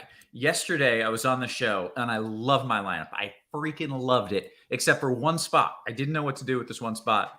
I plugged in 6 different dudes and 6 different lineups in this one spot. They all sucked so freaking bad. I scattershotted in this one spot. All of them failed. I dropped 340 with Max Strus scoring me 6 points. 340 with Max freaking Strus giving me 6 points. God. That would have a strong value too. That was a solid play. Getting extra run. I had a lot of Strus yesterday too. Killed me. Could have taken down a tournament last night. But we're just going to do it tonight. That's the game plan. Let's talk about the slate. Ice, would you mind kind of giving a little recap? Or if way too much shit has happened, you can just dive right into a build over on FanDuel. So there is all kinds of shit that's happened, but I can overview it pretty quickly here. I think Okay. Middleton out for Milwaukee. Giannis in a great matchup against Indiana. Memphis is with, Bane, Triple J, Tyus Jones are all doubtful. Adams and Clark remain out. And then additionally, they have Tillman and Conchar questionable. So Memphis situation, absolutely going to be a massive part of both cash and tournaments. Portland is without everybody again. Lillard, Simons, Nurkic, Grant have all been out. Adding Watford and Reddish as doubtful to that. So very few bodies in Portland. Those are the main situations. SGA out in OKC. Jalen Williams and Josh Giddey absolutely nuking the slate yesterday in a just as good of a situation matchup against Detroit today. So those are the main ones we're monitoring for cash. As far as things we're waiting on for cash games, I'll let TJ speak to tournaments that may go a little deeper. But Philly news is big for cash, and maybe not even huge for cash, because Harden and Embiid are both questionable. Only if they're both ruled out do I think it matters for cash games. Mm-hmm. Maxi's price is way up. They've always messed with the center position on us. Paul Reed had a great game last time Embiid missed, but he did it in 16 minutes. So I'm not sure that I'm interested in Paul Reed, even if Embiid does sit, just because of the great value. Eubanks is a great value in Portland. Kessler's in a great spot for Utah. Utah situation I didn't mention. That one's huge. Markkanen out. Clarkson and Sexton have been out. And now we just got a bomb dropped on us about 30 minutes ago that Kelly Olynyk is also out. So Utah was already grading out well since the morning. Now with Olynyk out, they're going to be really tough to avoid. So massive value situations in Memphis, Utah, and Portland are the main ones for cash. Okay, this is indeed a fun slate. Let's dive right into it here, and we will, of course, start with a little FanDuel discussion. By the way, sign up for the FanDuel Sportsbook if you're in a legal sports betting state. Take advantage of their awesome bonus offer. New customers get a no-sweat first bet up to $1,000. Terms and conditions apply. Offer not available in Massachusetts, because if you're in Massachusetts, you get the fantastic offer of bet $5, get $200 in bonus bets. So make sure you're taking advantage of that over on our wonderful sponsor site, FanDuel. Let's dive into a little FanDuel cash build. All right. We'll just start with a couple core tags here first. John Morant, he is pretty much the last big usage guy standing in Memphis. Mentioned Bane, Triple J, Tyus Jones, Steven Adams, Brandon Clark, all kinds of bodies missing there for Memphis. John Morant, especially on DK when we get there, but even on FanDuel, just 9,900. He's 9K on DraftKings. One of the first guys in, feels really safe.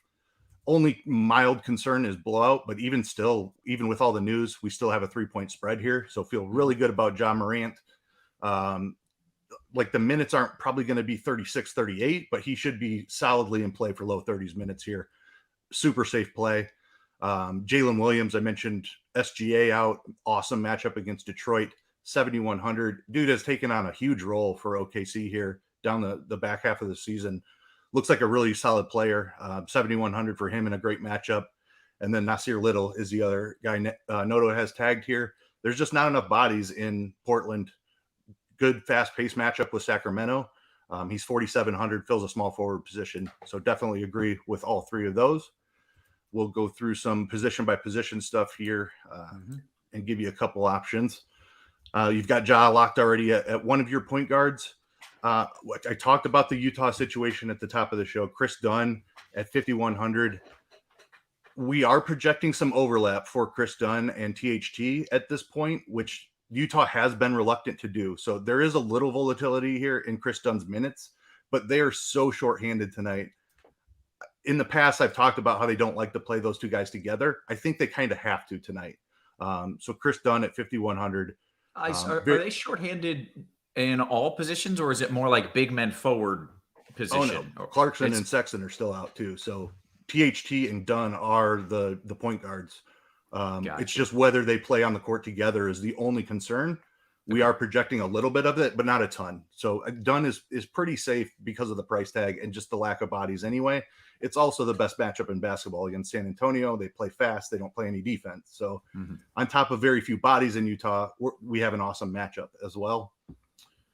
And then Giddey is the other one I would consider. I'm probably paying up for Giannis over like Morant and Giddey, but you certainly could go Morant and Giddey and skip out on Giannis. The blowout is a real concern with Giannis. I just feel like for cash games anyway, I'm worried about the ceiling for tournaments, but for cash games, he's going to score his 55, 60 fantasy points in this spot, even if it's a blowout. So feel good about Giannis.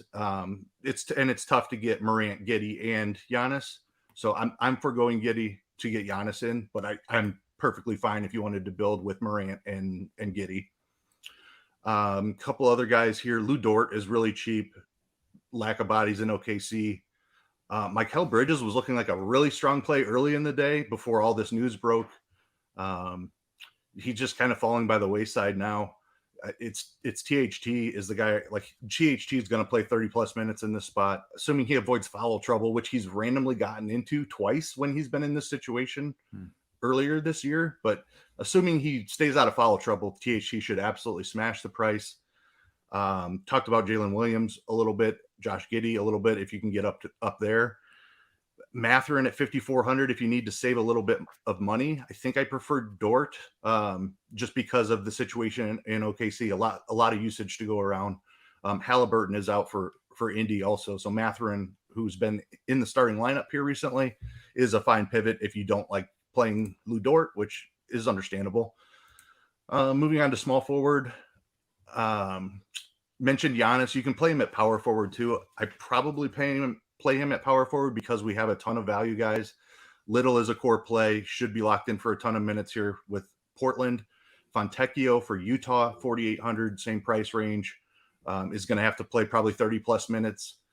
You have guys like Kevin Knox for Portland, Jordan Nwora for Indiana. You can play Dort at small forward also, like all kinds of guys in this 4 and 5K range that you can play at small forward. So use Giannis at the power forward position. Other power forwards I'm considering, Knox is eligible at power forward. So is Nwora. Drew Eubanks rather, 5,600. The minutes are volatile with him, but just the lack of bodies here. You've got Sabonis on the other side. I feel like we've got him projected for 26. He has upside for like 32, 34 in this spot. I really like Drew Eubanks. Santi Aldama is only 4,400. I'm interested to see what this Memphis starting lineup looks like. We are currently projecting Aldama off the bench. If he were to jump into the starting lineup, he would jump up my priority list quite a bit. He's still projected for 27 minutes, even off the bench. But if he was in the starting lineup, you're probably looking at 30 to 32 minutes, 4,400, a guy that can rebound a bunch. And like, there's so much usage to go around. I was looking at John Morant's numbers in this situation. It's only 94 minutes, but he's had over a 40% usage rate and a 40% assist rate in those 94 minutes. Guys like Aldama, David Roddy, or who we'll talk about on DraftKings a little bit more, like somebody's going to have to shoot way more than they're used to in this Memphis situation. So just Aldama is a guy I have my eye on. Out of the starting lineup, probably not making a cash game build, but if he were to be announced in, I would try to get Aldana in cash. And then centers, Walker Kessler is somebody I absolutely loved. I loved him before Kelly Olynyk got rolled out. Now with Olynyk rolled out, he's pretty much locked into 30 minutes. Awesome matchup against San Antonio. They really struggle against centers. He would be my priority here. You can consider a spend up to Embiid rather than a spend up to Giannis. Zach Collins has a fair price at 7,200 if you wanted to go there. And Xavier Tillman, who's questionable for Memphis. If he does play, I think he's a great play, but I would be a little bit concerned about that questionable tag. Gotcha. Very good. Okay. I feel like I have a nice baseline of what the good plays are. And now I got to figure out the pivots. And for that, we bring in TJ. Well, let's talk tournaments. TJ, how are you attacking this? What's your game plan? So I have a weird kind of set of rules today that I can't remember the last time I've done on a slate this big. There are 20 teams on the slate, and I have rule set that only 7 of them will I allow myself to get to more than one player from those teams. So 7 teams that I'm targeting the amount that I want more than one player, and everything else, it's 1 or less. I just want a little bit of a tournament sprinkle or not at all. And so Indiana, Brooklyn, the Spurs, and the Kings, I'm allowing myself to get max two from those teams. Those are kind of like my secondary targets. Mm-hmm. And then Portland, Utah, the Oklahoma City Thunder. Yeah, just those 3. Those 3 teams are the ones that I'm getting minimum 1, and I want at least 3 to 4 from every single one. I have Utah set at 4 right now, but all the other ones set at 3.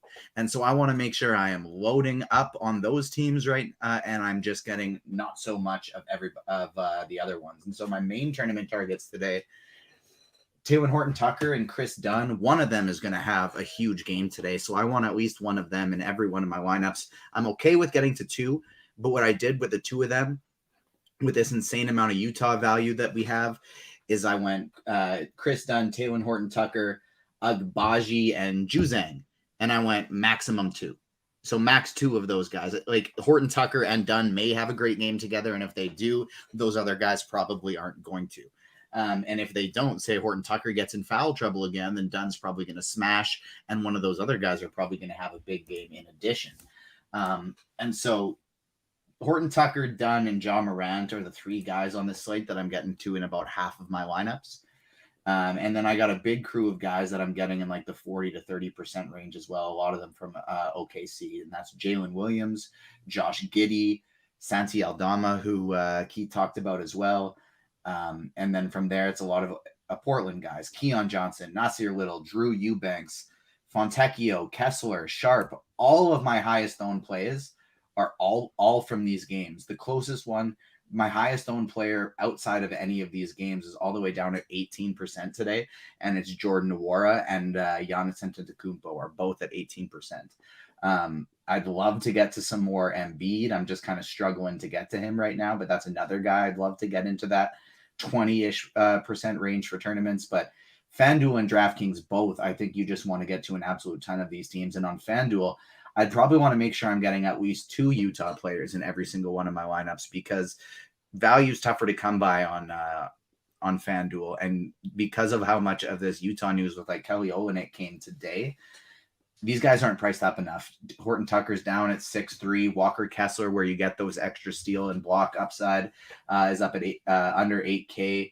Chris Dunn at 5.1. Fontecchio at 4.8. Like, these guys are just such strong plays. I'd want to make sure I get at least 2 of them in each of my lineups. Okay. Wow. So then, sorry, I'm kind of rewording this question. Essentially, I'm building right now, and I did not have Dunn or THT in a tournament build. Is that a mistake? You feel like one of those guys almost has to smash? I do, yeah. I have in 150 lineups, I got Horton Tucker in half, Dunn in half, and I got each of them, and I want at least one of them in each.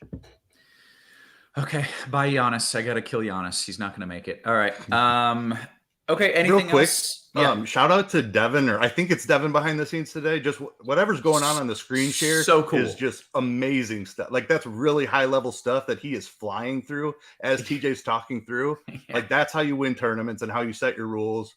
If you did not catch all of that while he was doing that, go back and watch this. That's useful information for how to do that type of stuff forever going forward. Like just awesome high level stuff that was going on the screen share there. Yeah, that was fantastic. Also, by the way, Kawhi is out.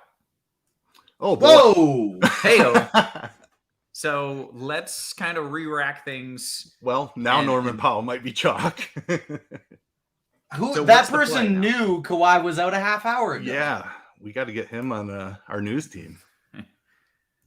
Personal. Let's see here. I'm looking at prices here real quick. I mean, Russ at 7.7 is probably going to have to enter this conversation. Also, Isaiah Jackson is back in the starting lineup for Jalen Smith. Jalen Smith randomly started the other day for the Pacers at center, threw everybody off, and Isaiah Jackson has just been like a mega smash anytime he's been in the starting lineup. He's back in the starting lineup today. So while foul trouble could potentially be an issue, Isaiah Jackson just became a really good value as well. I will kind of wait on our projections team here to update Clippers stuff, but I think there's going to be some serious value popping here. Eric Gordon at 5,500 on DK. Let's see here. And like the Memphis team on the other side is really weak too. So it's like Memphis is not normally thought of as a great matchup, but this is not their normal starting lineup that they're rolling out here today. Is Russell Westbrook just going to absolutely smash today? I think he's going to pop off the page in projections for sure. I think Eric Gordon will too. Somebody like Terrence Mann could be in play. Bones Highland, his price has come up, but he's had a real role here recently. Yeah, I'm definitely interested to see some of these Clippers projections. Okay. TJ, anything else you want to add here? We kind of paused a little bit for that news. Anything you want to throw in? I think I'm probably going to make a rule now that I need at least one Clipper in my lineup as well. The thing here with them is I don't think we got to go too crazy jamming like a bunch of Clippers in our lineups because they still do have bodies like Westbrook, Gordon, Zubats, Batum, Highland, Mann, Plumlee, Powell, Covington. Any of these guys could be very strong plays today, and one of them probably will be. Or maybe more. We just don't know exactly which ones. So I don't think this is a team I feel like I need to jam like 2, 3, 4 in every lineup, but I do think you want to get at least a piece of it. Okay, very good. Let's kick things over to DK now. And Ice, keeping in mind the breaking news, let's kind of walk through a cash build here. All right. So Westbrook is the one that might become a core play. I'm not sure what we're going to do with his minutes projection. I'm guessing not probably as cheap as I was kind of hoping. Like I thought I was going to get him real cheap, but I don't know. He's 7.7. It's like, Keep in mind you have Paul George out already too. So the usage on this team has to go somewhere. And when Russ has the opportunity, he's not afraid to take it. Yeah. I think he's going to have the opportunity here. Like I didn't look at the exact number. I'm assuming we had Kawhi projected for 30% plus usage. That needs to all be distributed now to these Clippers guys that are Westbrook is the most expensive one at 7,700. These 4 and 5K guys are going to get a bump. They're going to be looking pretty good in projections, I think. Okay, well let's kind of run through a build here, and then if you note the projections being updated, let us know and kind of look at what you're thinking there. Okay, sounds good. So core tags, we've got Ja again. I don't see Westbrook knocking him off of the podium here. So if it's a Ja or Westbrook question, I would still prefer Ja, especially since I think this news helps the game stay close, which was the only concern that I had for Ja in the first place. Nas Little, again, just too cheap for the amount of minutes he's going to see today, 5,100. And Mikal Bridges, who I touched a little bit on FanDuel at just 7,600. Awesome matchup against Houston. Usage rate has skyrocketed with Brooklyn. Pretty safe play. Love him as well. I could see somebody like Westbrook potentially stepping in for Bridges because it's the same price range, same general position. So keep that in mind. Mikal Bridges may not be a core play after this Clippers stuff comes through. Other point guards, I'm looking at Spencer Dinwiddie, same situation as Bridges, same deal that I think I prefer Westbrook now. I'll have to see what the projection looks like. Chris Dunn, very much in play, 5,500 here on DK. More cheap Blazers we're going to be discussing. Keon Johnson has point guard, shooting guard eligibility. Somebody you could certainly consider. THT at 6,900 should be locked in for 30 plus minutes. Absolutely a great play. I love Giddey at 8,500, but probably can't get to him in cash games. Isaiah Joe, if you need somebody cheap, 4,800, certainly in play. A couple of forwards here. Let's see. I think this Westbrook news, or the Kawhi news rather, probably takes me off of Giannis, and you go more mid-range. Like you can get away from one of those Portland punts or Utah punts and play like 2 7K guys rather than Giannis and a Portland punt. You can play Westbrook and Bridges or something like that. I think that's a much stronger way to build now that this Clipper stuff has opened up. Mm-hmm. Nwora has a very nice price at 5,200. Turner out as well, in addition to Halliburton now. Certainly don't mind him. Jalen Williams has been awesome, 7,200, fair price tag there. Kevin Knox, cheap Blazer. Fontecchio, cheap Jazz. All kinds of cheap options. I'll mention Aldama again. David Roddy is even cheaper here. So again, that Memphis starting lineup is key. We have Roddy projected to start right now. If you can somehow rework it to get up to Aldama, if it's Aldama over Roddy, then that is certainly something I would try to do. But many options in the 4K range, with Roddy being the lone guy really in the 3K range. So that Memphis starting lineup is something that I will be monitoring throughout the night. Just want to reemphasize that. Center position, Zach Collins is really cheap here on DK, 6,400. Walker Kessler is my preferred option, is finding the 900 to get up to him at 7,300. A little bit better matchup for him. Just a little bit stronger per minute player. Drew Eubanks, if you need to save money, a great option here at 4,700. Again, a guy that I think there's plenty of room up on that 26-minute projection. Okay. Quick question about guard here. Like Ja, you feel like is a lock. Yep. Westbrook, probably a lock in cash. And then was there a third guy that I was thinking that you were, or is it just those two? Westbrook, and one of Dunn or THT. But if it's cash, it's probably THT. You can play THT at small forward too. So you could really theoretically play all 4 of those guys. Mikal Bridges is the other name I mentioned that's guard only. Josh Giddey is a guy that he's a little bit pricey though. I'd play Bridges over Giddey. Love them both though. Those are the ones I'm considering.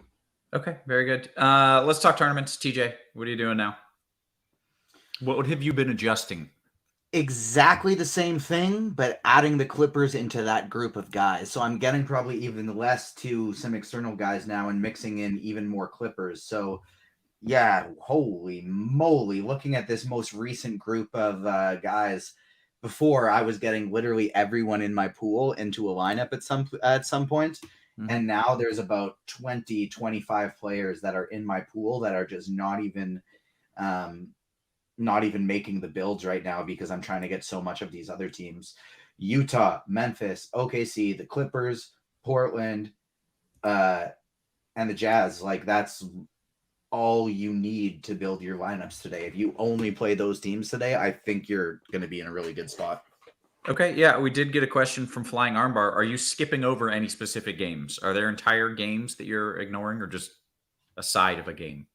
I don't have any entire games that I'm ignoring, but like I said earlier, kind of like there's a lot that I'm just making sure that I don't get any more than one player from those teams. So that kind of allows me to, if a player has a huge game and they drop 35-5, I want access to them in my pool. I don't want to be full fading them. The rest of their team might be crap, but because that player had such a good game, I want to make sure they're in my pool. So that's why I'm limiting it at max 1. And kind of going from there. Russell Westbrook is now kind of on the same tier as Ja Morant for me. And so he's somebody I'm getting in about half of my lineups today, which is scary. I definitely admit is scary, but there's just such a plethora of good plays in these teams. Like, I don't think you need to go elsewhere today. Keep Giannis Antetokounmpo and Joel Embiid in your pool because they're Giannis and Embiid. Isaiah Jackson, I think, is a strong enough value outside, and Jordan Nwora are strong enough values outside of those teams that you want to be keeping them in your pool. Somebody like a Sabonis or a De'Aaron Fox with a massive total. Yeah, strong plays. You can keep them in your pool, but you really don't need to be getting excess of any team outside of those main ones. Okay. Good stuff. Ice, anything you want to add here? Yep. Quick note on the Dinwiddie, Bridges, Westbrook tier, because I think that is an important thing.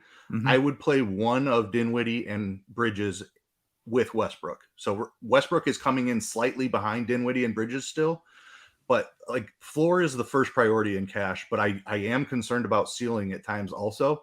Like, it's unlikely that Dinwiddie and Bridges are both going for 50 plus, but I could certainly see a scenario where Westbrook and Bridges or Westbrook and Dinwiddie go for 50 plus. So if I had both of the Brooklyn guys in my cash lineup before, I would pivot one of them to Westbrook. Gotcha. Okay. Very good. I just broke my build. That's okay. All right. Screw it. Okay. Anything else, TJ, you want to add? We've got a lot of questions. We got like 12 minutes here until lock. Anything you guys want to add? The one thing I kind of want to hammer home, because I don't think I did a good enough job of it as of now. Apparently the dogs aren't going to let me do a good enough job of it either, but that I really want to hammer home is in tournaments. Like, so Utah's going to be very chalky. Memphis is going to be very chalky. And now the Clippers and even Portland are probably going to pick up a lot of ownership. The team in tournaments that I'm definitely the most overweight on and differentiating with is going to be OKC. Like, I got 40% Giddey today, 40% Jalen Williams today, Jalen with an E, that is. And so that's definitely going to be the way that I'm differentiating the most in tournaments.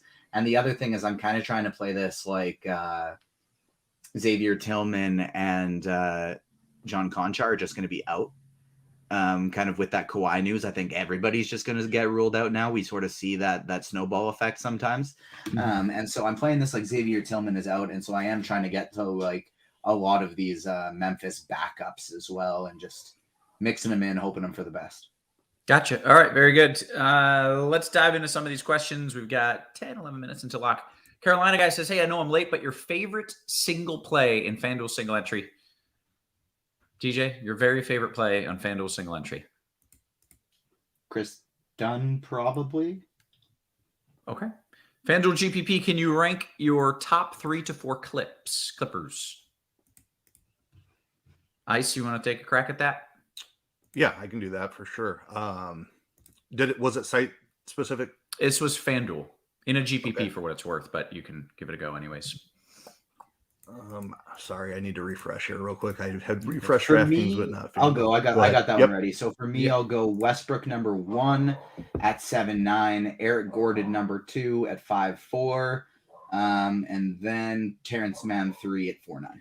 Okay, very good. That works. DK cash question for you, Ice. Kessler or Bridges last piece? Love them both. I'll go Kessler. Just big. Big men are like, there's blowout concern for Brooklyn a little bit, and big men are their floor is just much easier. Like, they do it in so many different ways. Like, Bridges is pretty scoring dependent. He does contribute in other categories, but like Kessler not getting 12 points and 8 rebounds would be pretty surprising. Gotcha. All right. Steve O, DK GPP, Jalen Williams or Mikal Bridges? That's Jalen Williams for me. Very good. DK GPP from D-Rock. It's a 2v2 Aldemo Westbrook or Jalen Green and Powell. Aldemo Westbrook by a lot. FanDuel GPP? I don't think that's a person. Ball says, DK Cash,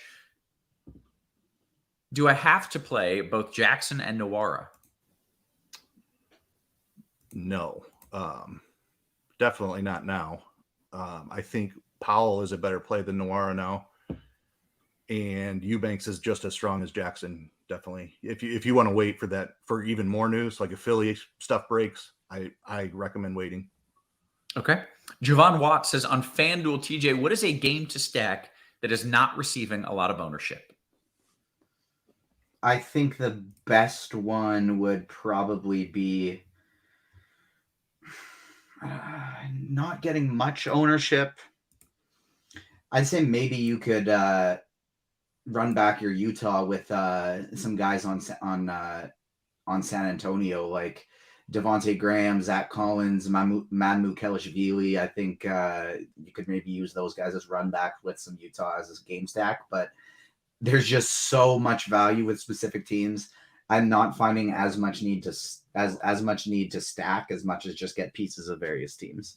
TJ nailed that answer. Like that's exact. I was going to add that if he didn't get there. The way to differentiate this cheap chalk is run back the other team. Portland, Sacramento, play De'Aaron Fox or Domantas Sabonis, who have less than 10% ownership. Like, not enough people do that consistently. Yeah. That's the best way to differentiate on this slate. It's definitely what I should be doing. That's just what I should be doing, and I'm not doing it, and I'm mad. But I guess there's only one game, or what? We got time to still, even after lock, right? We got time to make some changes. Oh yeah. Yep. All right. There's only one game at 7. Right. That's what I was thinking. Your favorite 3 centers on FanDuel. Ice, I will let you have that. Your favorite 3 centers on FanDuel. All right. Center, it's going to be Kessler. For cash, I don't know that I would like, it's just too risky to put Embiid in my lineup. So it'd be Kessler, Collins, and Eubanks. I love Embiid for tournaments though. And if he plays, he's one of the top plays on the slate. Okay. Very good. Your favorite power forward. Actually, the question is FanDuel, your 2 favorite power forwards. Ice. Like price considered, it's going to be Eubanks, and I wish I knew a Memphis starting lineup. I'd say Eubanks and Aldama. It's like Giannis in a vacuum is up there, but I'll go Eubanks and Collins, just price adjusted. Okay, Steven in the YouTube chat, kind of touching on what I was just discussing. Can we fade this first game, Bucks Pacers? TJ, can you just fade it or get a little sprinkle of it? You can, yeah, you can fade it, especially if you're not playing Giannis. There are like my 3 favorite plays in the game are Giannis, Nwora, and Jackson, and if you're not playing any of those 3, then heck yeah, fade it. Yeah, all right, great. Is Batum viable on FanDuel, TJ? Viable, yes, but he's been priced up, so he's not that strong of a play. Great. Mark Sanchez says Terrence Davis as a last piece in a DK GPP. I've already got Roddy. No. All right. FanDuel Cash, Ice, Jalen Williams and Isaiah Jackson, or Kessler and Mann. I love Kessler, but it's the first one for me. All right. DeBoss says no LeBron. Nope.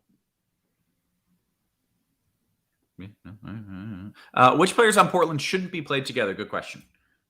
TJ, which players on Portland are you not pairing together? The wing guys. So like Knox, Thibault, Nasir Little. I kind of only want to play one of those guys. Okay. What are your thoughts on the Lakers if LeBron is ruled out? Ice? They're priced up so much. It doesn't matter for cash. They would be more interesting for tournaments, but again, just not one of the better game environments. I expect them to play, so not even something I've considered for my tournament lineups. Austin Reeves' FanDuel price would be very, very intriguing, and AD would be a better play, but still not priorities for cash. Okay. Fit Crook says, DK Cash, should we fade Giannis in the first game? And I feel like the answer has gone from play him to now there's so much value that maybe don't. But yeah, that's where I'm at. When we got on the show, he was in my lineup, and I've pivoted. That's kind of what I had to do as well. All right. AJ says, DK Cash, Eubanks or Isaiah Jackson?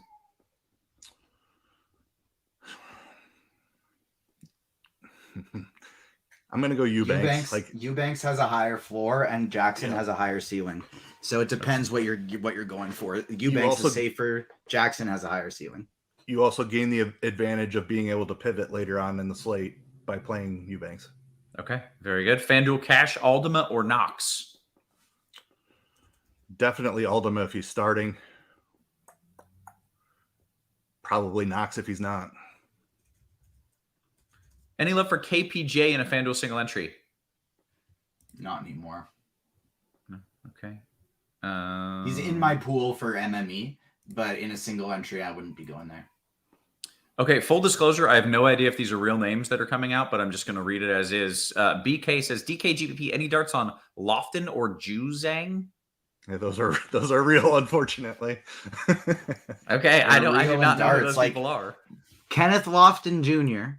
will be a phenomenal play if Xavier Tillman's out. He's going to be a great value. We don't know that yet. I'm playing it as he is out, so I'm getting about 25% Kenneth Lofton Jr. Juzang is somebody I was getting more of prior to this Clipper news, but because how many great wings there are on the Clipper, Juzang is taking a hit now. That's somebody I was getting 15-20% of that now I'm only going to get 5 to 10% of, just because I don't really know. Like, he'll probably get 28-30 minutes at that price, which is great. It's just I don't know how high his ceiling is. So that's somebody I was getting to before. Now that we got this Clipper stuff, I'm getting to him even less. Okay, very good. Is it Zubac night from Scorekeeper? Maybe. Might be. Yeah, maybe. All right. Tournament worthy. DK, the most dangerous Indiana player to fade. Ice, you can take that one. Who are you most afraid of fading? Afraid of the ceiling on Jackson. I think Noora is fairly priced and could smash. Like, there are some uncomfortable fades for sure, but I'll go with Jackson as the official answer. Okay, it's a DK super Cash. weird scenario where Isaiah Jackson, like, if he doesn't foul out today, he'll probably have 35 fantasy points. It's just there's probably a 50% chance he fouls out. Okay, all right. FanDuel Cash 2v2, Aldama and Kessler, or Little and Clickety Clacks? First one. And okay, Embiid and Harden are returning to the lineup versus the Mavs. Okay. So now you don't care about any of them, right? You can Still play like Embiid Embiid. for sure. Yep. Okay, you still can play Embiid. Gotcha. You can play Harden too, but I like Embiid better. Yep. FanDuel GPP, how do you feel about Bones over Westbrook in a FanDuel GPP? To me, he's much better priced on DraftKings. 6'2" is a little bit too expensive for me to get play Bones on FanDuel, but I like the idea. I would just maybe pick somebody else on FanDuel. Okay, very good. G-Man, Giddey Sabonis, DK GPP, TJ. Got about 2 minutes until lock. Giddey Sabonis or Morant and Book? Giddey Sabonis. FanDuel GPPs, is there... Oh, it's a position. It says POS. I was like, is there a piece of shit you're willing to double punt at? Is there a position you're willing to double punt at? Is power forward that spot? TJ, you double punting any position on FanDuel? Yeah, power forward could be that spot for sure. Yeah. NBA That would be the DFS best is... one. Okay. Ja and Isaiah Jackson or Westy and Kessler FanDuel Cash? What was the first two? Ja and Isaiah Jackson or Westy Kessler? Man.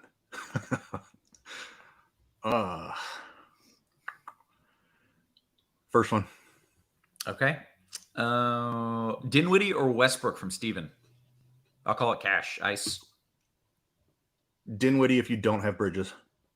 Okay. Great answer. Any love for Bagley, TJ? No. No. Okay. Less than a minute until lock. Let's see if we got anything else coming in. DKGPP, where's Mainzy? I think TJ and I pissed him off the other night, the other show with being too loud, so he didn't want to work with us again. No, he's doing baseball stuff. Arlo, DK Cash, Ice, Collins, Eubanks, or Kessler Aldama? Do you have time to wait for news on that?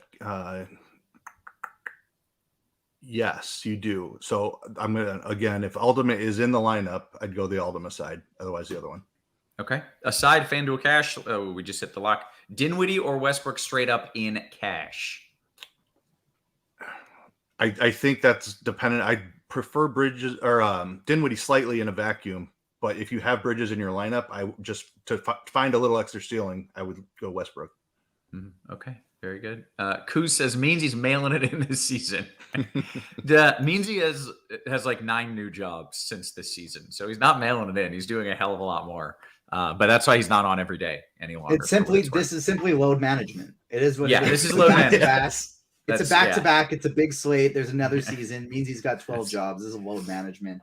I got to say, though, not to toot our own horns, but this was a phenomenal show, from the breakdown of all the news to Roth hitting so many questions to Devin just with maybe the best screen sharing performance we've seen since the dawn of the internet. So hit that damn like button, because there's 300 of you watching. We gotta bump these likes way up. Yep. That, I think, is a good way to end it. Make sure you're hitting that like button. Big shout out to our sponsor, Fanduel. All they want is to get the likes and get the eyeballs. So we want to keep the show free as long as possible. Make sure you're hitting that thumbs up to help us do that. We're going to bounce on out of here. I still got to tweak some lineups. I've got some Tyler Hero. I don't want to play Tyler Hero, right? He's in play on DraftKings. He's cheap. Damn it. Okay. I don't know. I don't know what I'll do. But we are going to get on out of here so that we can tweak some things. So for Ice, for TJ, for our wonderful production crew, always working hard behind the scenes. Guys, we appreciate you. We love you. And we will catch you tomorrow. You have been crushed.